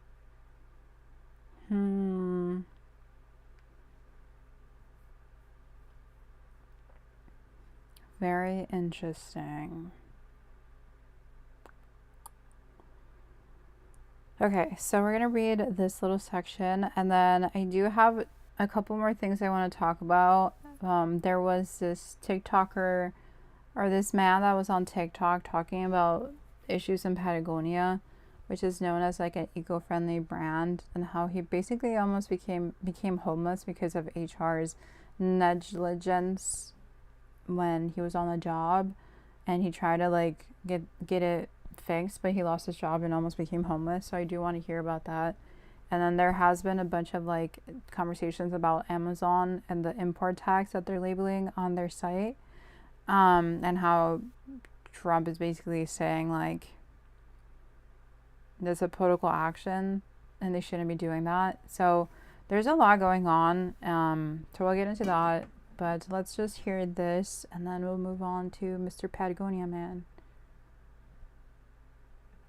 In addition, the study found that despite the frequent emphasis on ESG strategies, packaging and distribution were found to contribute less than 7% of a garment's total environmental impact. In contrast, raw materials and manufacturing processes account for over 90%, positioning them as the most strategic focus areas for sustainability efforts. The study also underscores the complexity of material decisions. For example, sourcing a different type of cotton for Reformation's hoodie could reduce its impact by as much as 40%. Likewise, modifying dyeing techniques, identified as a major environmental impact process, could cut Patagonia's hoodie footprint by more than 10%. Glimpact also studied the environmental impact of men's pants from the brands and found that Ralph Lauren's straight-fit linen cotton pant had a lower environmental footprint compared to both Patagonia's jeans and H&M's slim-fit chinos. This was largely attributed to its high linen content, a natural fiber known for its comparatively low environmental impact.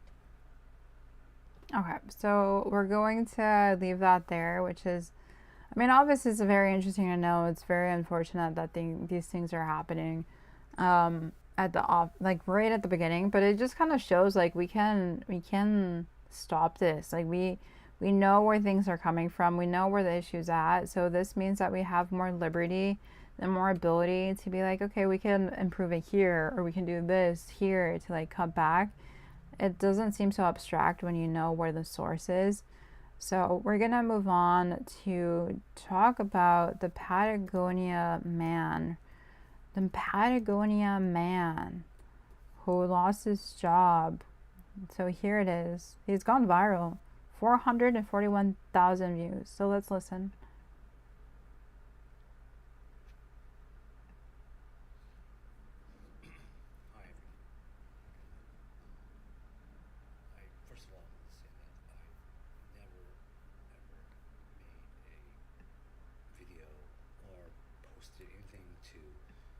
Social media or TikTok, but I kind of feel like I need to get my story out, so I couldn't figure out a better way to do this other than post a video on TikTok.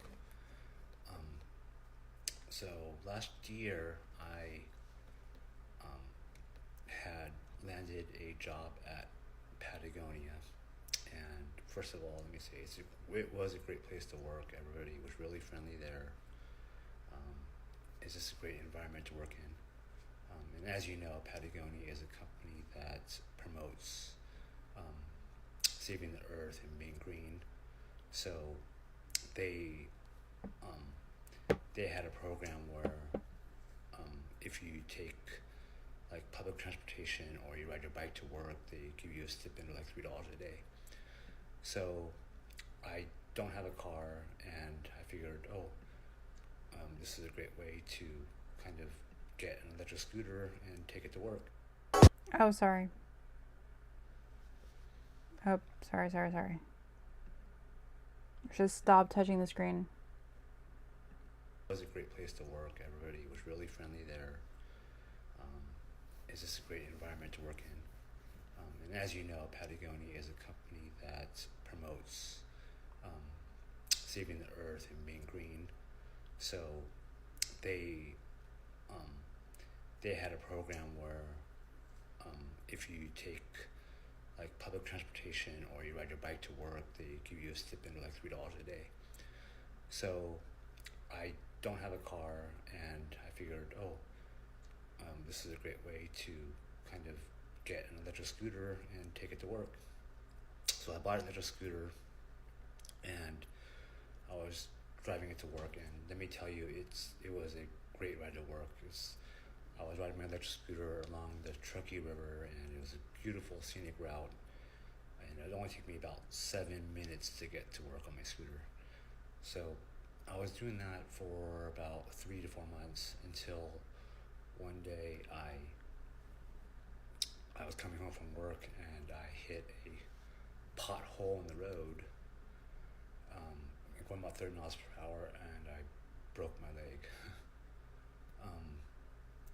I was taken away in an ambulance. I went to the hospital, and they said I needed surgery. So I had informed work that I was injured, and I was in the hospital and I needed to get surgery. So a couple weeks later, I got surgery, and I was on crutches, and I was pretty much bedridden for a couple of weeks at least, because I was also on pain medication as well. So I had notified work, and I got a call from somebody from HR, and they told me that to provide them with my medical records and to apply for FMLA, paid medical leave.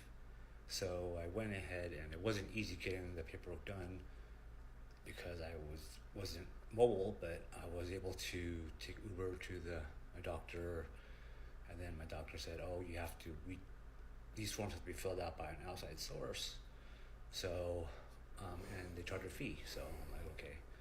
So I went ahead and sent the paperwork in, paid the fee, and a week later I got the paperwork back, and I sent it back to my HR person for the paid medical leave.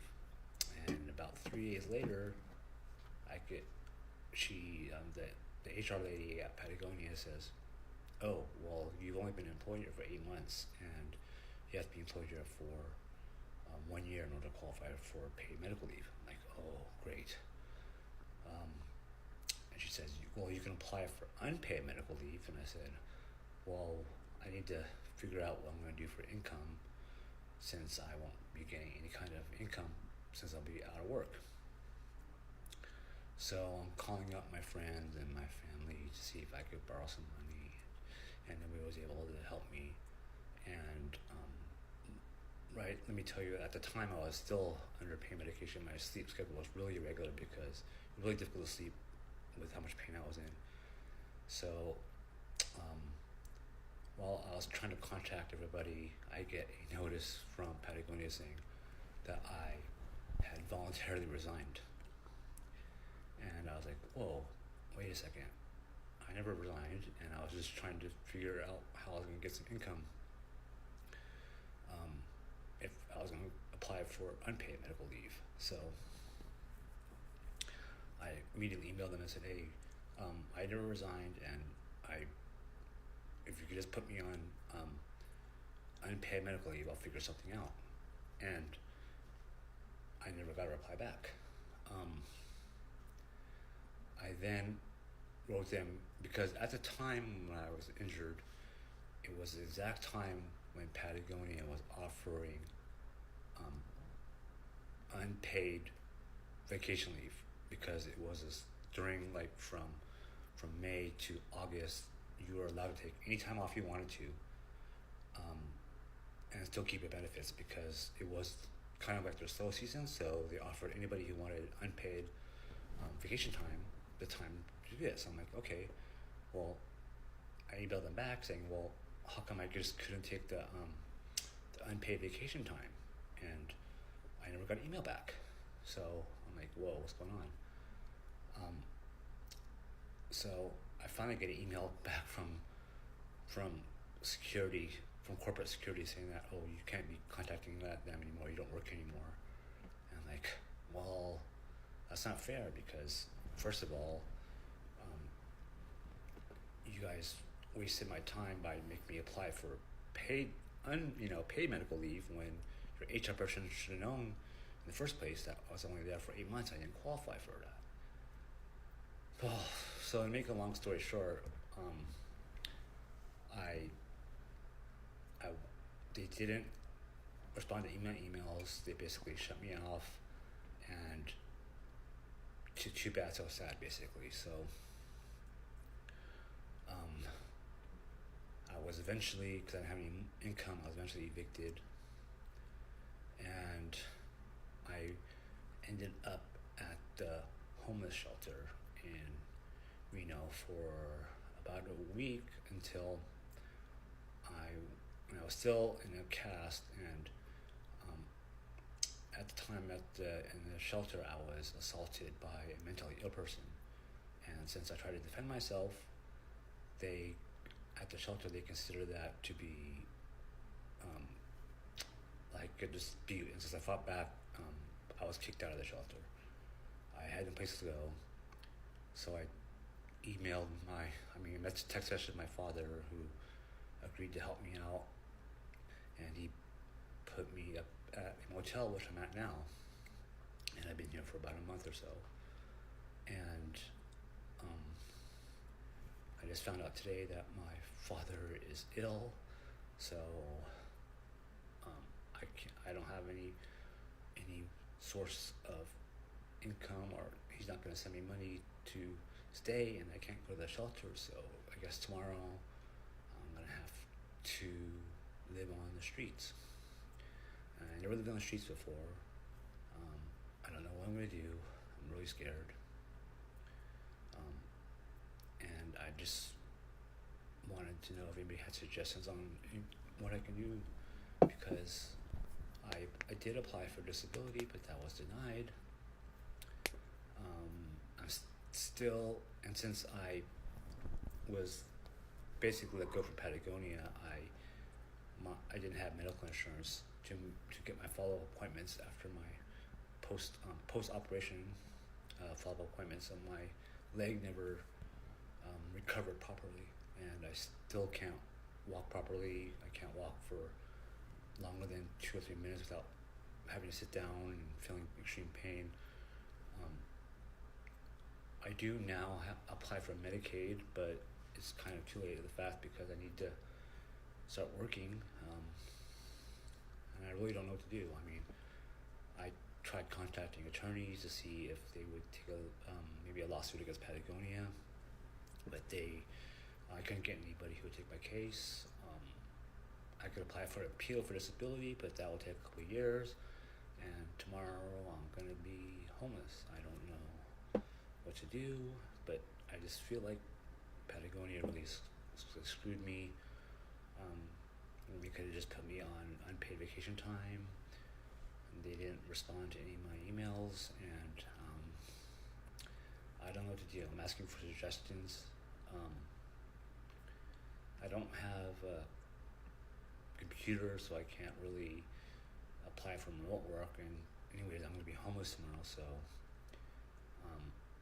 I don't know what to do. I don't even have a sleeping bag or a tent or anything, and it's pretty cold out here in Reno, but I don't know. I'm going to have to figure out something to do, so if anybody has any suggestions, I'd really appreciate it, and thank you for listening.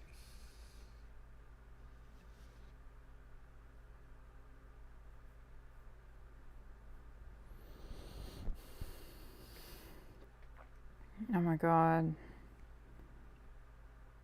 This is horrible.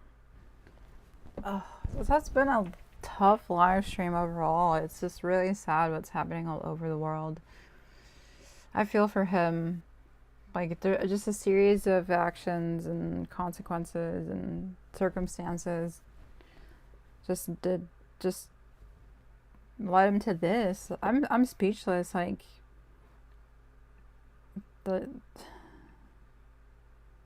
he scootered to work. He hit a pothole. He broke his leg. Patagonia lied about him having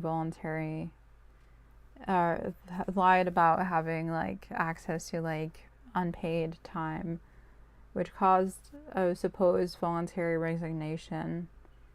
And then he got evicted, has no income, went to a homeless shelter, got assaulted by a mentally ill person,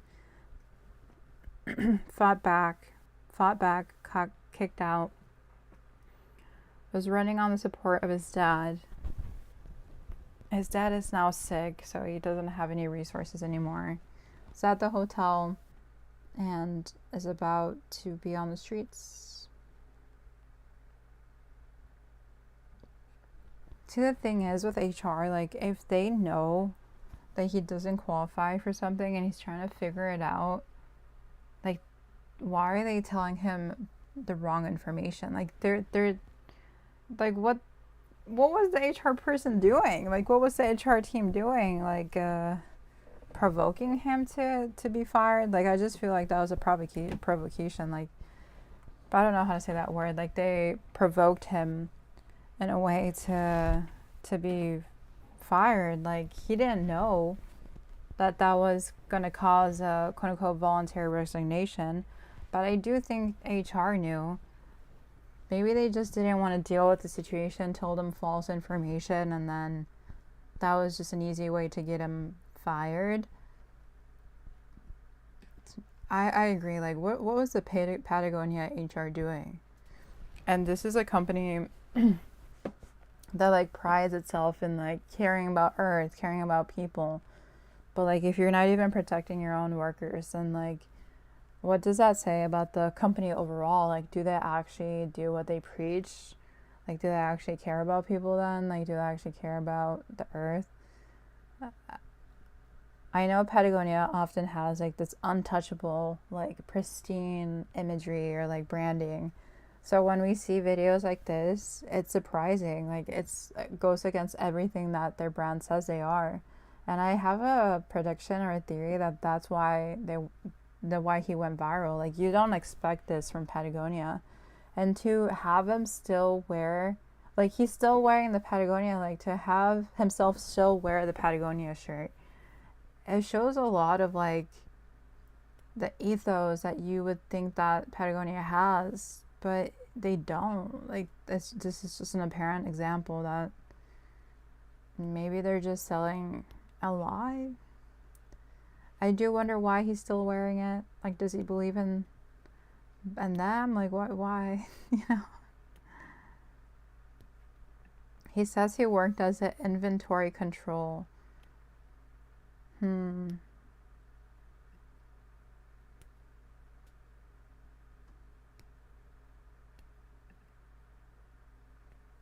Dang.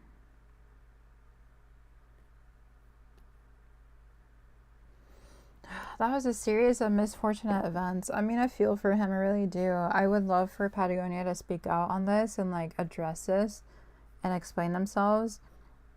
And, like, is he willing to go back? Like, is he willing to accept an offer if they take him back? Because it didn't seem like he wanted to quit. He still seems invested, maybe out of sheer survival, because, like, no one wants to be out on the streets. No one. And that's the only video he has. He does have his Venmo and PayPal here. I unfortunately don't have the resources to provide a donation, but that's there for anyone that wants to support. Yeah, I really do feel for him. That's so unfortunate. Patagonia, I need some answers. Like, what the freak is going on? I'm just like surrounded. Oh my gosh, not all my personal information out here. But I'm just, like, really surprised. Like, these are the things that continue to happen in, like, these quote unquote responsible fashion brands. Hopefully there's no malintent. Maybe the HR person was new. Maybe they didn't really understand. Maybe they were undertrained. Who knows? I'm not gonna try to, like, make generalizations of what happened, because we don't know what really happened. But he is the living consequence of, like, HR messing up real bad. It's real bad. Oh my gosh. Hopefully he's not out on the streets. Hopefully he's not. But to move on, I do want to talk about the things that are happening with Trump. So recently Amazon started coming out with this, like, import section on their site that is pissing Trump off. I just saw it today, so let's look at this right here. And we should note also, Joe, one real takeaway here from this briefing was the news that broke just before those two took the podium, that Amazon is now going to be displaying how much of an item's cost is derived from tariffs. We are seeing reports already. Prices are starting to go up in certain sectors, at certain stores, certain industries. Now, Amazon is going to show you, if you go to their website or their app and click, and I'm going to buy this, it will show you how much you're paying because of President Trump's tariffs. The press secretary deemed that a, quote, hostile and political act by Amazon. We know, of course, that Jeff Bezos, the owner of Amazon, also owns the Washington Post and other interests, has really cozied up to Trump in these first 100 days. We'll see what happens there next. We're going to hear from the president himself later on at this rally in Michigan to mark 100 days of his term. Yeah, I mean, obviously, that's just a business it seems to me, protecting their relationship with their customers. I suspect you will see Walmart, you will see Costco, you'll see other stores that are going to be explaining why prices are going up if they do in fact go up because of tariffs. And again, some in the Trump White House may view that as a hostile act. It seems to me to be exactly what everybody's been saying. Wall Street Journal editorial page and other conservative economists have been saying for years that tariffs are a hidden tax on consumers. And so that tax won't be so hidden if Amazon, Walmart, and other companies decide to show how much those prices are being increased because of tariffs. It is interesting, John. Let's talk about the politics of this for a second. Yesterday, you were talking about how there were almost like wanted posters of illegal immigrants that committed violent crimes that were hung up behind the standing positions where a lot of people did their hits at the White House on the fence. Done, obviously, many people believe done because of the low poll numbers that came out over the weekend. And so the White House trying to show Americans this is what we're doing on illegal immigration, even if you disagree with certain parts of it. Today seems to be sort of a 1-2 punch, right? Okay, yesterday they did that to underline what they're doing on illegal immigration. Today they bring out the Treasury Secretary to try to explain why the tariff negotiations are going to go in a positive direction, and to try to not only calm the markets but also calm consumers and calm voters who may be getting, if you look at the poll numbers, getting very squeamish about the way these tariffs have been trotted out over the past 100 days. Yeah, that's clearly the strategy, an attempt to sort of reset the narrative here. As we've talked a lot, this is the White House. First couple months felt really good, and they've been about how things were going. They're knocked off kilter in the last month because of Signalgate, which then had its sequel, and of course the economic fallout from the tariffs. So they're trying to focus in on what they think are the positives from the tariffs. A lot of economists, of course, disagree. And immigration. Yesterday, in fact, not only did they hang up those posters on the White House driveway, but Tom Homan, who's head of the face of the deportation effort, the immigration crackdown, he appeared with press secretary at another 8:30 a.m. briefing. And now this morning, we see the Treasury Secretary do the same. And this is an attempt here as they mark 100 days, Joe, to try to turn the corner a little bit. We talked a few hours back about there's no panic in the West Wing about these poll numbers, but there's not happiness either. They see the trend. They see the headlines that say that Trump has a historically low approval rating at the 100-day mark. They're looking to try to reset it, and as so often, we've seen this since 2015 when Trump first took a step onto the presidential stage, his reflexive instinct, anytime he wants to change the conversation, you go to immigration. Yeah, and of course, inside the White House, you're hearing the same things that I'm hearing. Number one, I say he's freed up. He's not running for re-election again, so he doesn't have to worry about that, despite the fact the third-term trolling does continue unabated. And then the second thing they'll say is that, we've got time. We prefer good poll numbers to bad poll numbers, but we think the next 100 days, we've had a lot of disruption the first 100 days. We think the second 100 days, we're going to see trade deals. We're going to see peace deals, and we're going to be seeing tax deals, reconciliation deals. So we'll see what happens. Let's bring in right now the co-anchor of CNBC Squawk Box and New York Times columnist, Andrew Ross Sorkin. Andrew, we've talked about the politics of it. John and I have talked about the politics of why the Treasury Secretary was out there with the White House spokesperson. I'm curious.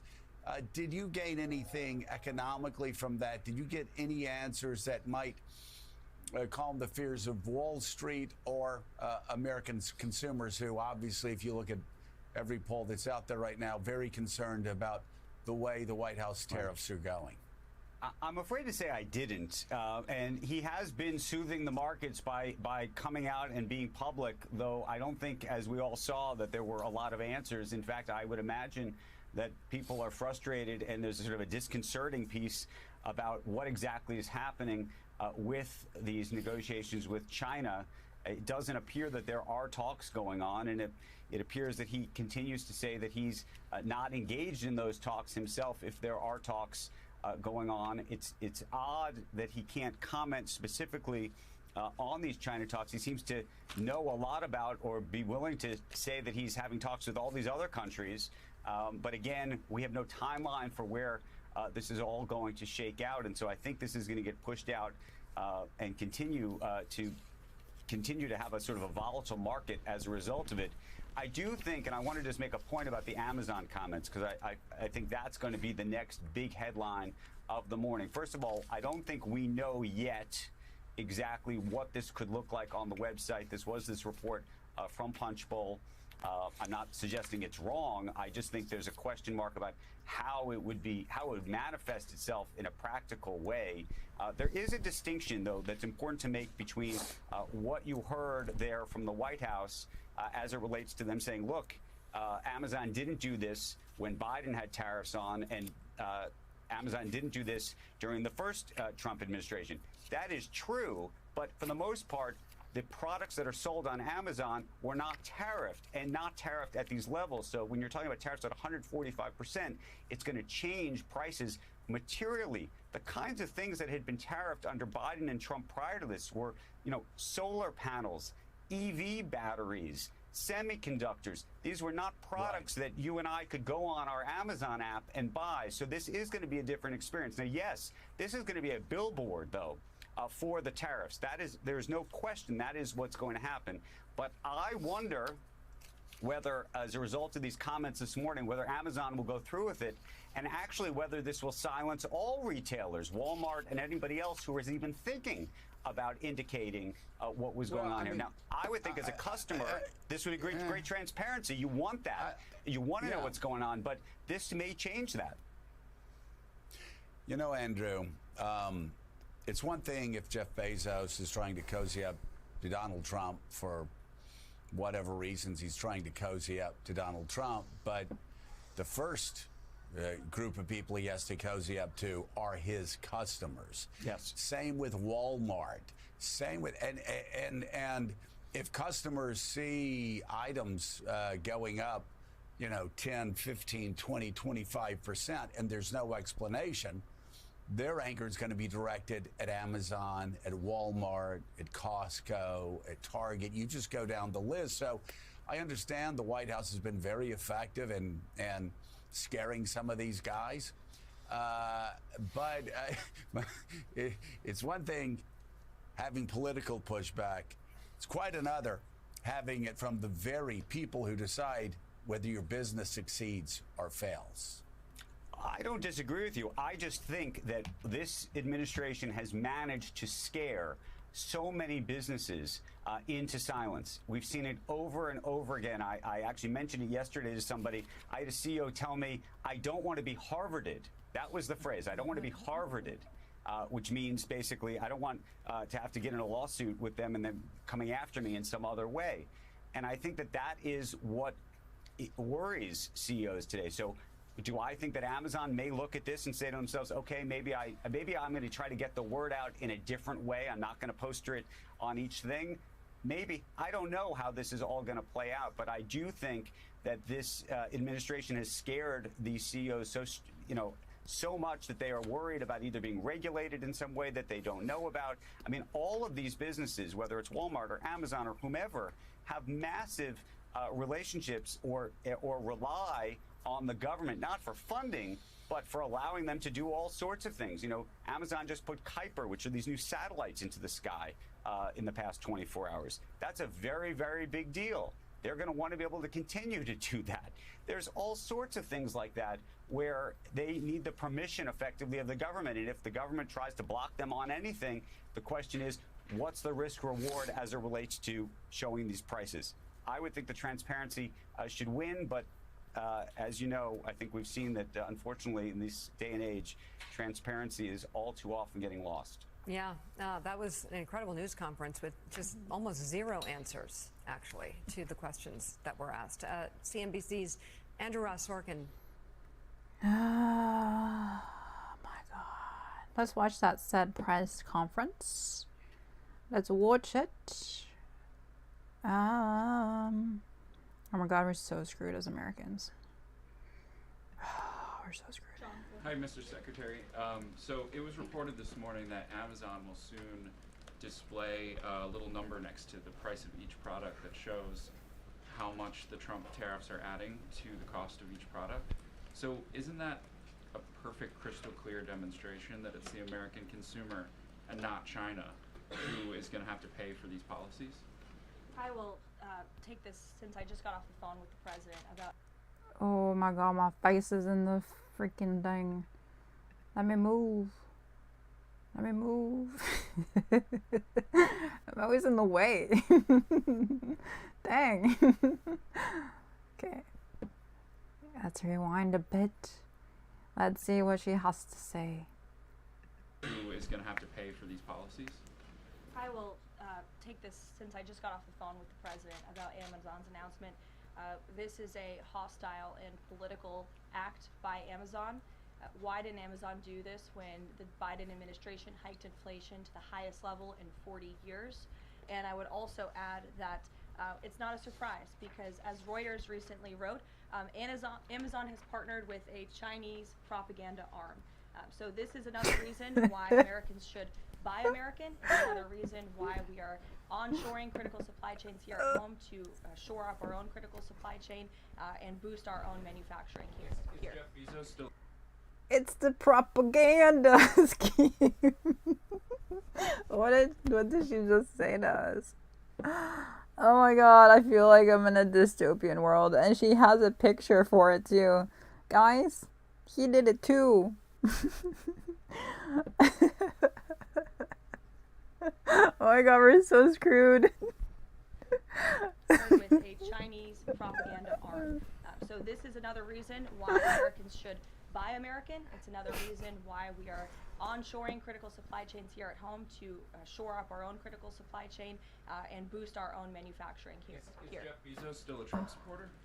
Look, I will not speak to the president's relationships with Jeff Bezos, but I will tell you that this is certainly a hostile and political action by Amazon. And Secretary, if you have anything to add. Yeah, I would also add that the bringing down the terrible Biden inflation has been a priority for the first 100 days of the Trump administration, and President Trump has done a great job of leading that.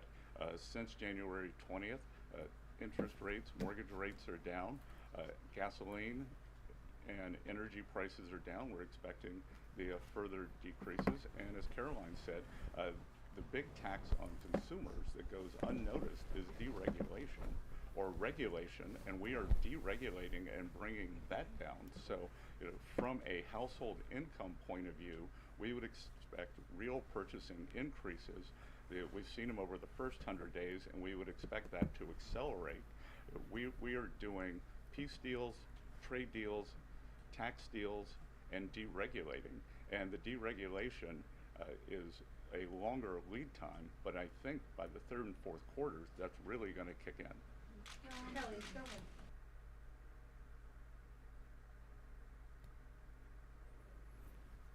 Oh my god, why are they blaming it on a different president? What? How is this propaganda too? I honestly feel like they're villainizing Amazon for being transparent about the costs. Like, American consumers are not going to be happy and paying more for their products. I've also been seeing this with Temu, where they're like showing as well the import fee. I saw it on a post by an organization called Cool Down, where they did like a compilation of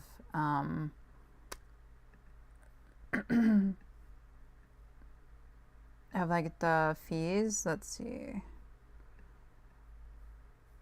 Where did I see it?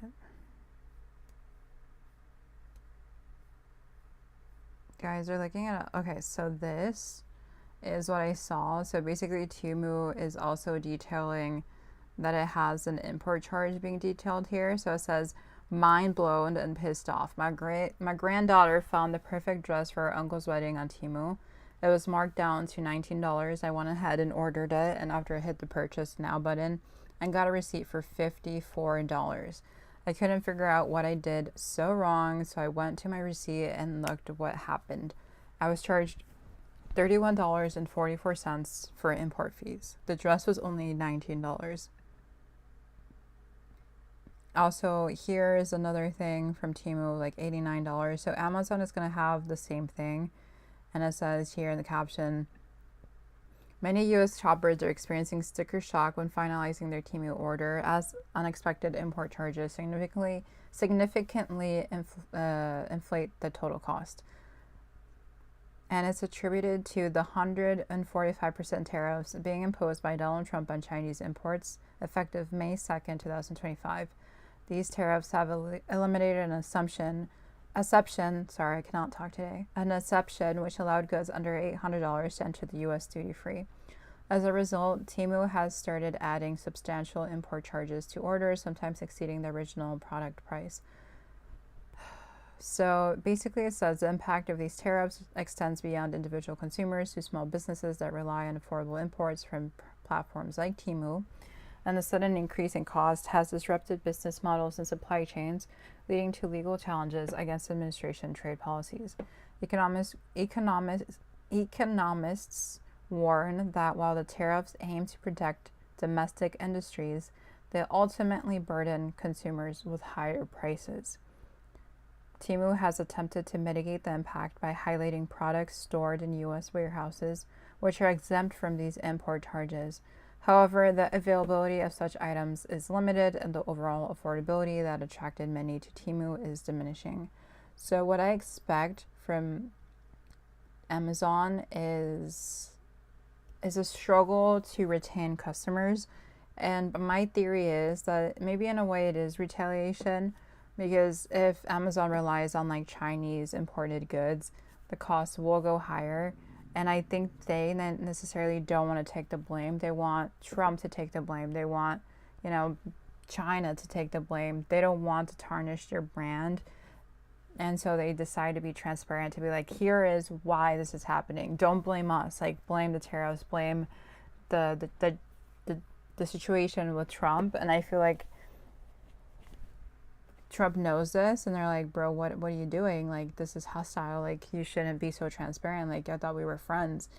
But maybe in the long run, Amazon knows it's going to be really hard to be competitive and to keep the prices low, and that's why they're being so open and honest, especially when Amazon is not known to be open and honest. I think it was a very strategic move to make themselves out as not so much of the villain, but more so like, we're just the victim here as well. Like, we don't have control. Like, we can't say no to these tariffs, even though they're deciding to charge it. Like, they're not absorbing the cost, even though they can. Like, Jeff Bezos or whoever else can be like, no, we'll pay for the tariffs, we'll cover the tariff cost, but they're pushing it on to the consumers, and the consumer is like, what the heck?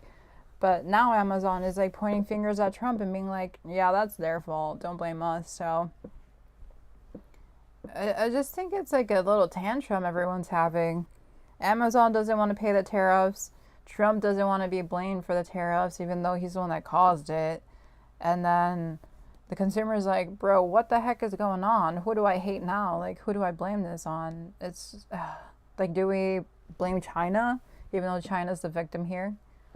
Like, who do we blame at the end of the day? I feel like is what businesses are trying to do, and what we're deciding in a way. But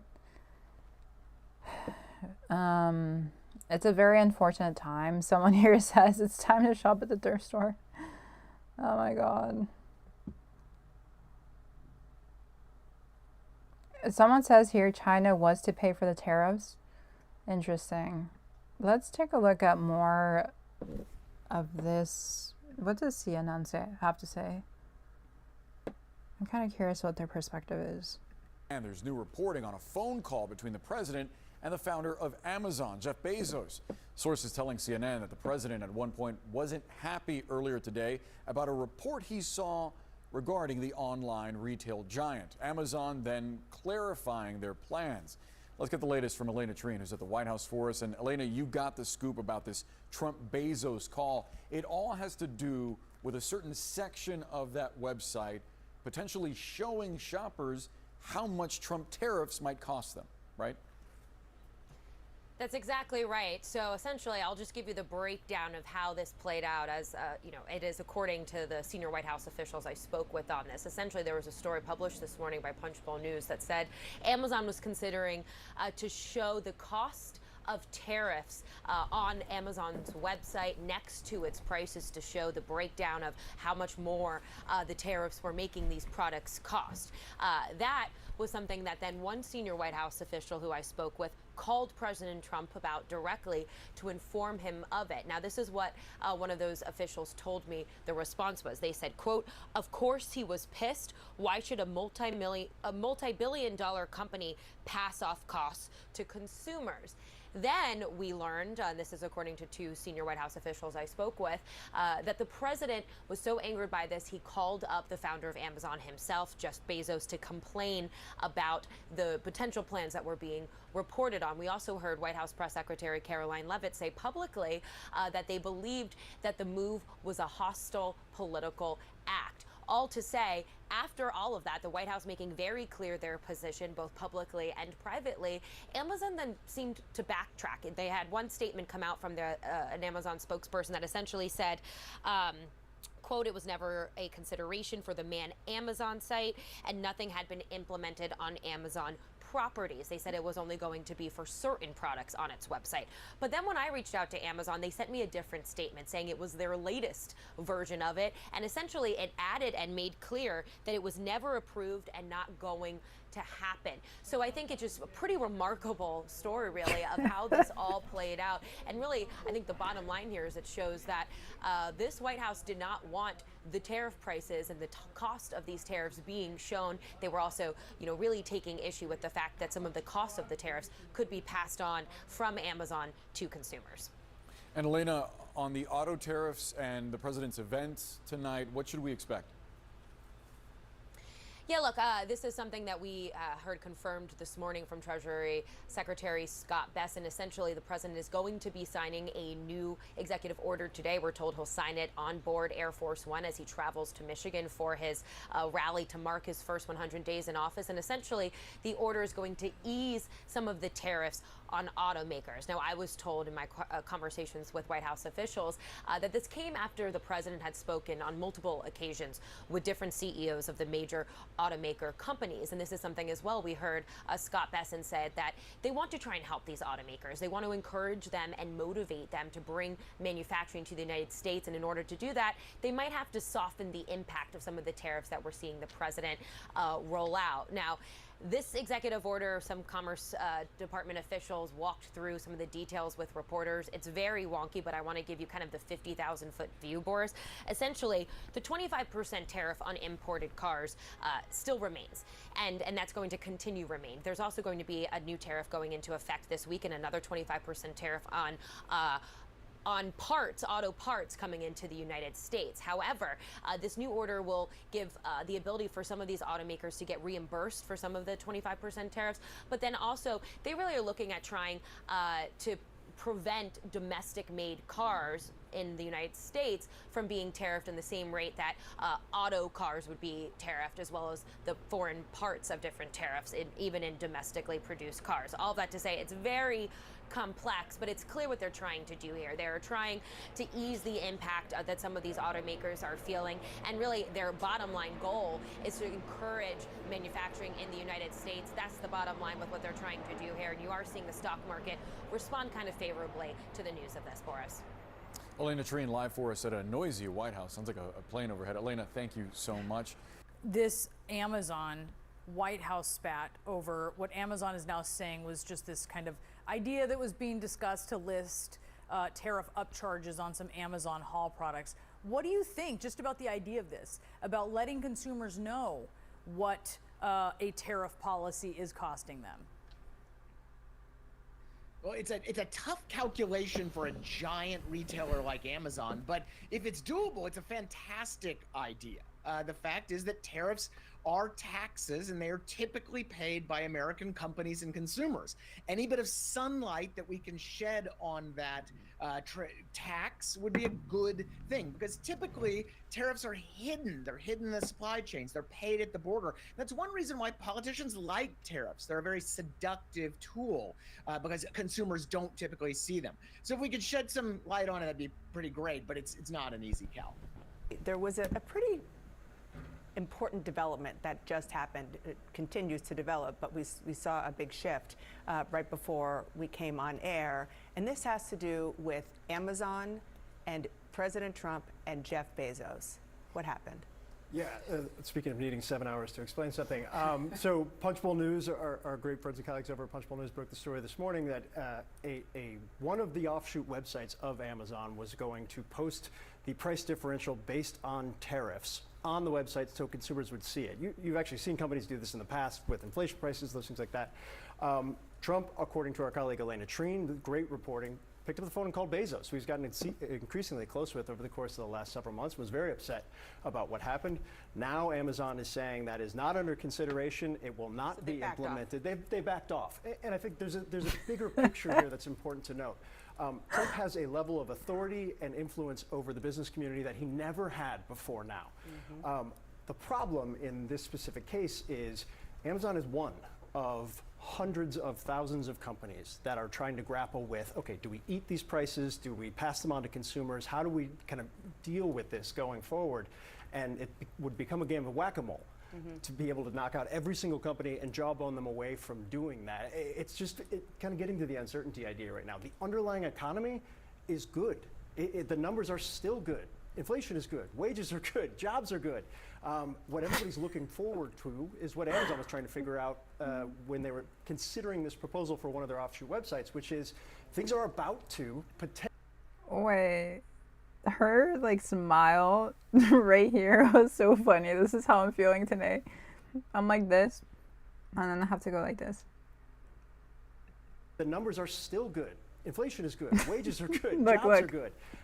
What everybody's looking forward to is what Amazon was trying to figure out when they were considering this proposal for one of their offshoot websites, which is things are about to potentially get really bad, and just the perception of that in a consumer-driven economy can lead to those things actually happening, whether they're going to or not. And what I think there's a difference between a mom and pop shop in Minnesota putting on their website the differential price and a multi-billionaire company that probably can afford to take the hit on tariffs to some extent without passing it on to the consumer. And it was that the politics of that gave the White House and Trump in that phone call to Bezos, I'm sure, a bit of a card to play.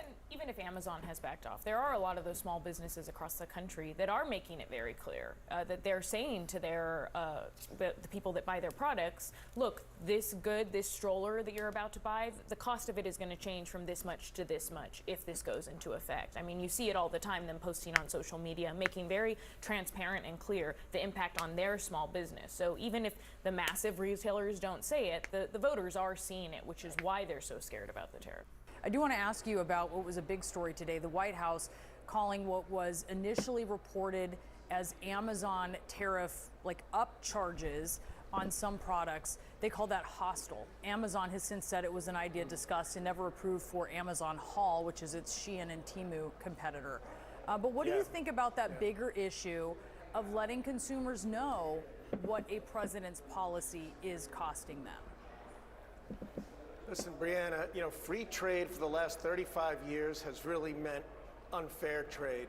The president has come in, and look, none of us are necessarily happy about some of the market conditions and all. As we've seen, though, the markets have largely come back. They're still down about 4 or 5%, but they've come back. We needed this correction. We needed it desperately for the short term and the long term. You saw some of the numbers. Those weren't fictitious. 60, 70% tariffs in India versus 4% here in the United States. So what about this idea of an upcharge, like breaking down the transparency in pricing?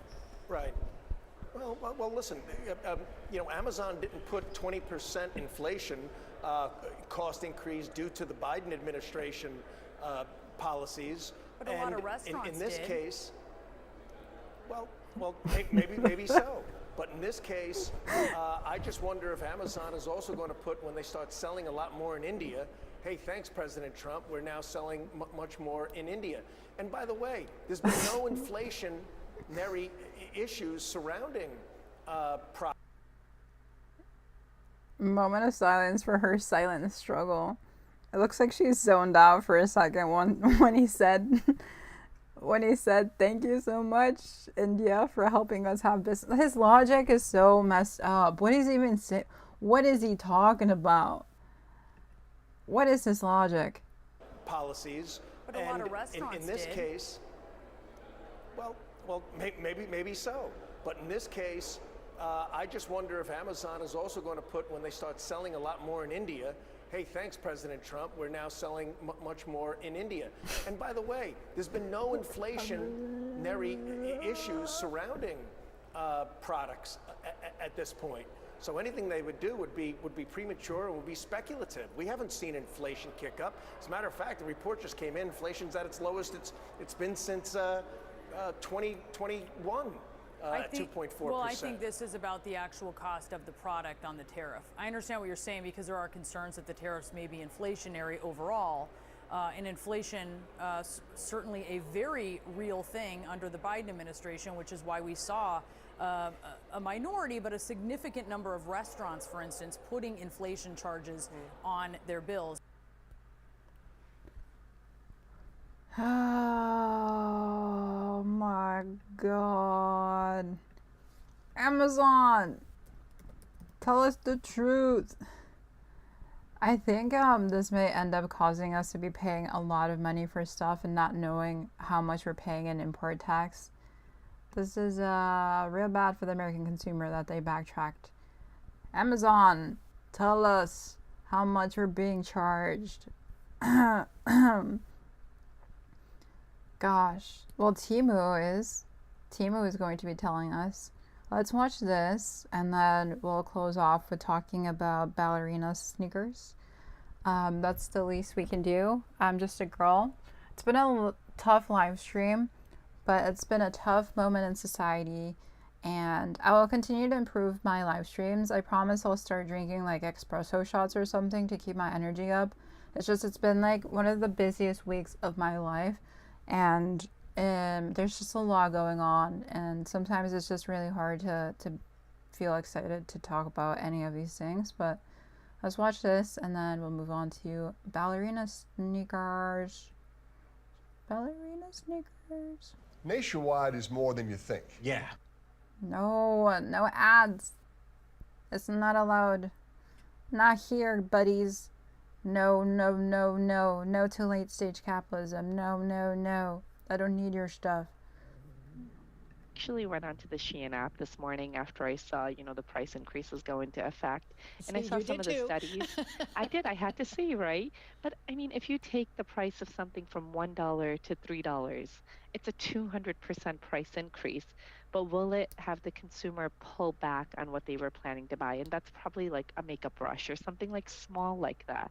So I think we have to look at the price elasticity. And to your point, if that item is still more expensive elsewhere in the US, then you'll still buy it there. But yes, prices are going up there. Remember, they are hit with the two things. The first is the tariff, of course, but the de minimis exemption that they no longer can hold is the bigger hit that they have, which is why they're having to face all these tariffs, which other countries are not having to do. It's only China where this exemption was removed from. Poonam, somehow I think once again, the small and mid-sized businesses are going to get hurt the most here. As you mentioned, the Amazons of the world, they can deal with the margin pressure maybe more than a mom and pop. And I know when my kids were young, we had to go out and buy a present for a birthday party. We'd go to the local store right in town, as opposed to going to Target because we want to shop local, support the local shop owner and all that kind of stuff. But if they see their prices rise, what are they going to do? And that's a big part of this U.S. economy. Yeah, look, the mom and pop shops, the small businesses, to the extent that they still have inventory, they can probably weather the storm. But once the inventory gets depleted and they have to refresh with new things coming from China, whether it's through a supplier or direct, the prices are going to be higher. and they will not be able to pass along these price increases to their consumers, especially, when you think about it, Paul, you and I, right? If you want to support the local shop, you may go buy the toy there. But if you know you can get it cheaper at Amazon or Walmart because they're willing to absorb much of the price increase, you're going to go where it's cheaper, right? That's where the consumer is going to drift. But you mentioned inventory. When are we going to start to see a difference in the inventory from, let's say, the Walmarts or the Targets? Yeah, I think a lot of what they sell is stored here through suppliers and their own distribution networks. So they still have some inventory on hand, but when you get into the peak back to school holiday selling seasons, by no means do we have enough inventory to fulfill demand there. So I think in the next 2 months is my best guess, is when either you'll start have to bring shipments in at higher prices, or you'll have to change what you sell. And Amazon can do that because it does have a marketplace that's very diverse. So, maybe you're selling, yellow erasers, and now you go somewhere else and source pink erasers. It can vary. The other thing you have to look at is just the percent of your mix that's impacted. So when you look at an Amazon.com, we estimate that roughly 22% of their mix is in electronics. And electronics has a lower tariff rate. It's 20% right now, even from China, right? So that's manageable compared to the 145% that they'll be paying from apparel made out of China or coming from China. So it's a little difference in, where the price sensitivity will be across the goods that they sell.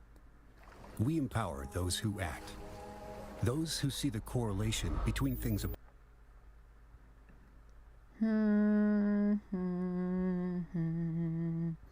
What a time to be alive in America. Alrighty, well, we'll see how much things increase in price eventually within the summer. I am sure things are only going to get more expensive.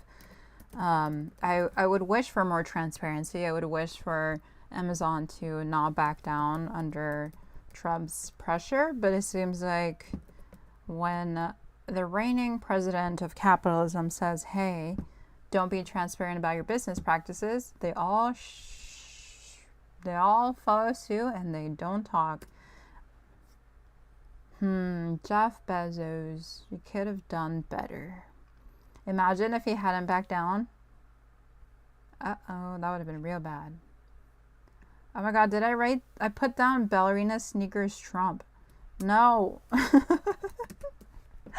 Okay, so to end off, I'm going to just note that when I was doing research for this live stream, I saw that the ballerina sneakers are becoming a trend, and I think they're going to be everywhere this summer. And I don't know how to feel about them. They're not that cute, to be honest, for me. I've been seeing them on TikTok, and they look a lot like the ballet shoes that have been going around. But I don't know how you guys feel about the ballerina sneakers. They look like these that are up here, but I'm sure these will basically fill up our landfills after summer. So let's take a look at this. I cannot tell if these are fugly or I'm just a dancer trying to run around the city. I need it. I cannot tell if yeah, they're kind of ugly, but I like them. It's like when you don't know why you like something, but maybe it's because everyone else likes them that they're gonna be cute for me. I don't know. Like, if I was the only one wearing these shoes, I'd probably be like, oh my god, I'm like the nerdiest, ugliest person alive wearing these. But because everyone else is wearing them, I'm like, oh, they're actually kind of cute. But I don't know how you guys feel about the ballerina shoes. It's just I saw that they were being searched a lot in Google. And I was just like, what is happening? Things I don't understand as a millennial part 2. The other day I went to TK Maxx and they had a pair of ballet sneakers by Puma, and I tried them on because I thought they looked so hilarious and I wanted to see it on my feet. And now I'm realizing I think there's a whole trend going on, which really confuses me, because when I saw them at TK Maxx in the sales section, I thought, yeah, well, obviously they are here because no one would buy them anywhere else for a higher price. I think there was something like £25. And now I see there seems to be a whole trend going on. Do they look really cute and I just can't see it? because I would rather get Mary Janes or actual ballet flats. But the thing with ballet flats is they never stay on my feet unless I buy them at least one size too small. Which team are you? Are you team ballet sneaker or are you team Mary Janes? Things I don't understand as a millennial, part 2. Ah, gosh. I'm kind of torn. I don't know. I feel like the ballerina slippers or ballerina sneakers are a bit more practical, but then like the flats? Or are you team Mary Janes? Mary Janes. I don't like Mary Janes. They're kind of ugly to me. I don't like either or. I'm gonna opt out. None. I don't like none of them. I don't like these trends. I really don't. I don't dress like a Gen Zer, and I don't dress trendy at all. Like, I like comfy stuff, and it's more like athleisure comfy basically is like my style. So I wouldn't be really caught dead wearing Mary Janes or like ballerina sneakers anytime soon. But I think I'm the wrong target audience. But let me know what you think. I don't see myself wearing them in the long term. I'm assuming everyone thinks they're ugly, but just wearing them because everyone else is, I don't know. Hi, I just got a new Adidas pair. It's a taekwondo made ballet flat, and I got a silver one, which is this too. These also come in 3 colors. They have a black and a white one, but I chose this one because I feel like this will go well with my clothes that I have, and also I have a lot of black pair of shoes. And they also come with 3 laces, so which is a normal one, and these 2, a longer lace, and also the ribbons. And today I'm gonna style them with the outfit that I'm going out for work today, so let's go. I'm pairing them today with this is a humane top that I got from Japan, and this is the comb skirt that I got from Swap. So I'm gonna pair these 2 with this outfit. ASMR.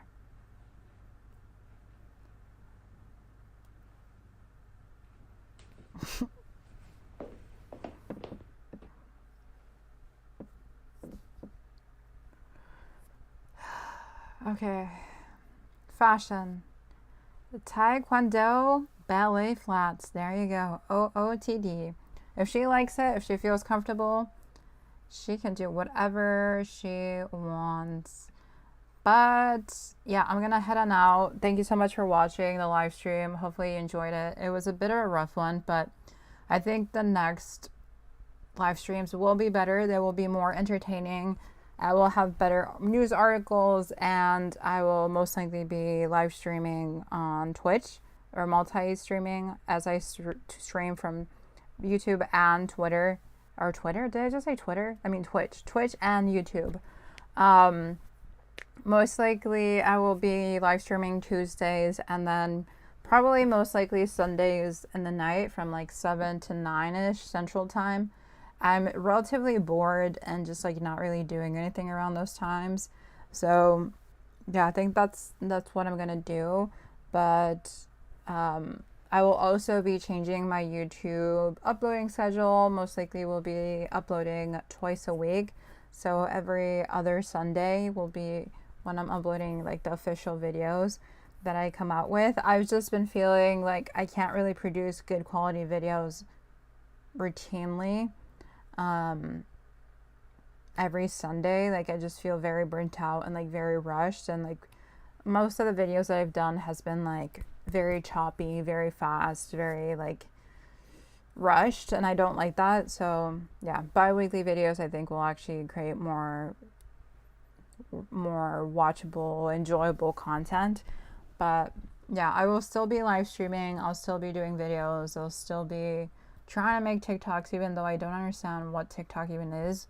But yeah, I will be working over 60 hours, to be honest, every week outside of content creation. The 60 hours really doesn't include YouTube, podcasting, live streaming.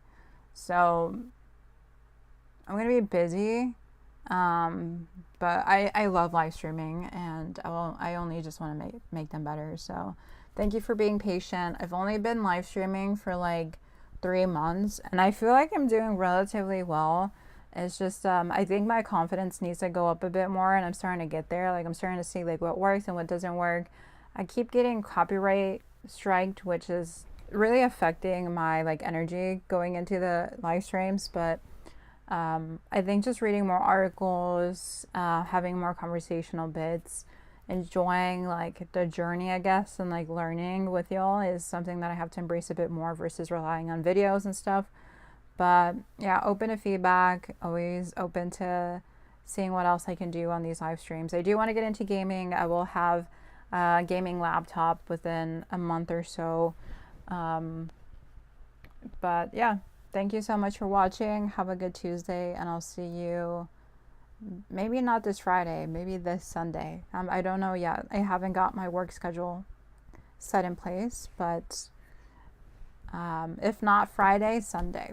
And it'll probably be at 7 p.m. Central Time. I know it's a bit late, but we gotta do what we gotta do. So until next time, peace and love. Bye. It's been fun. Bye bye.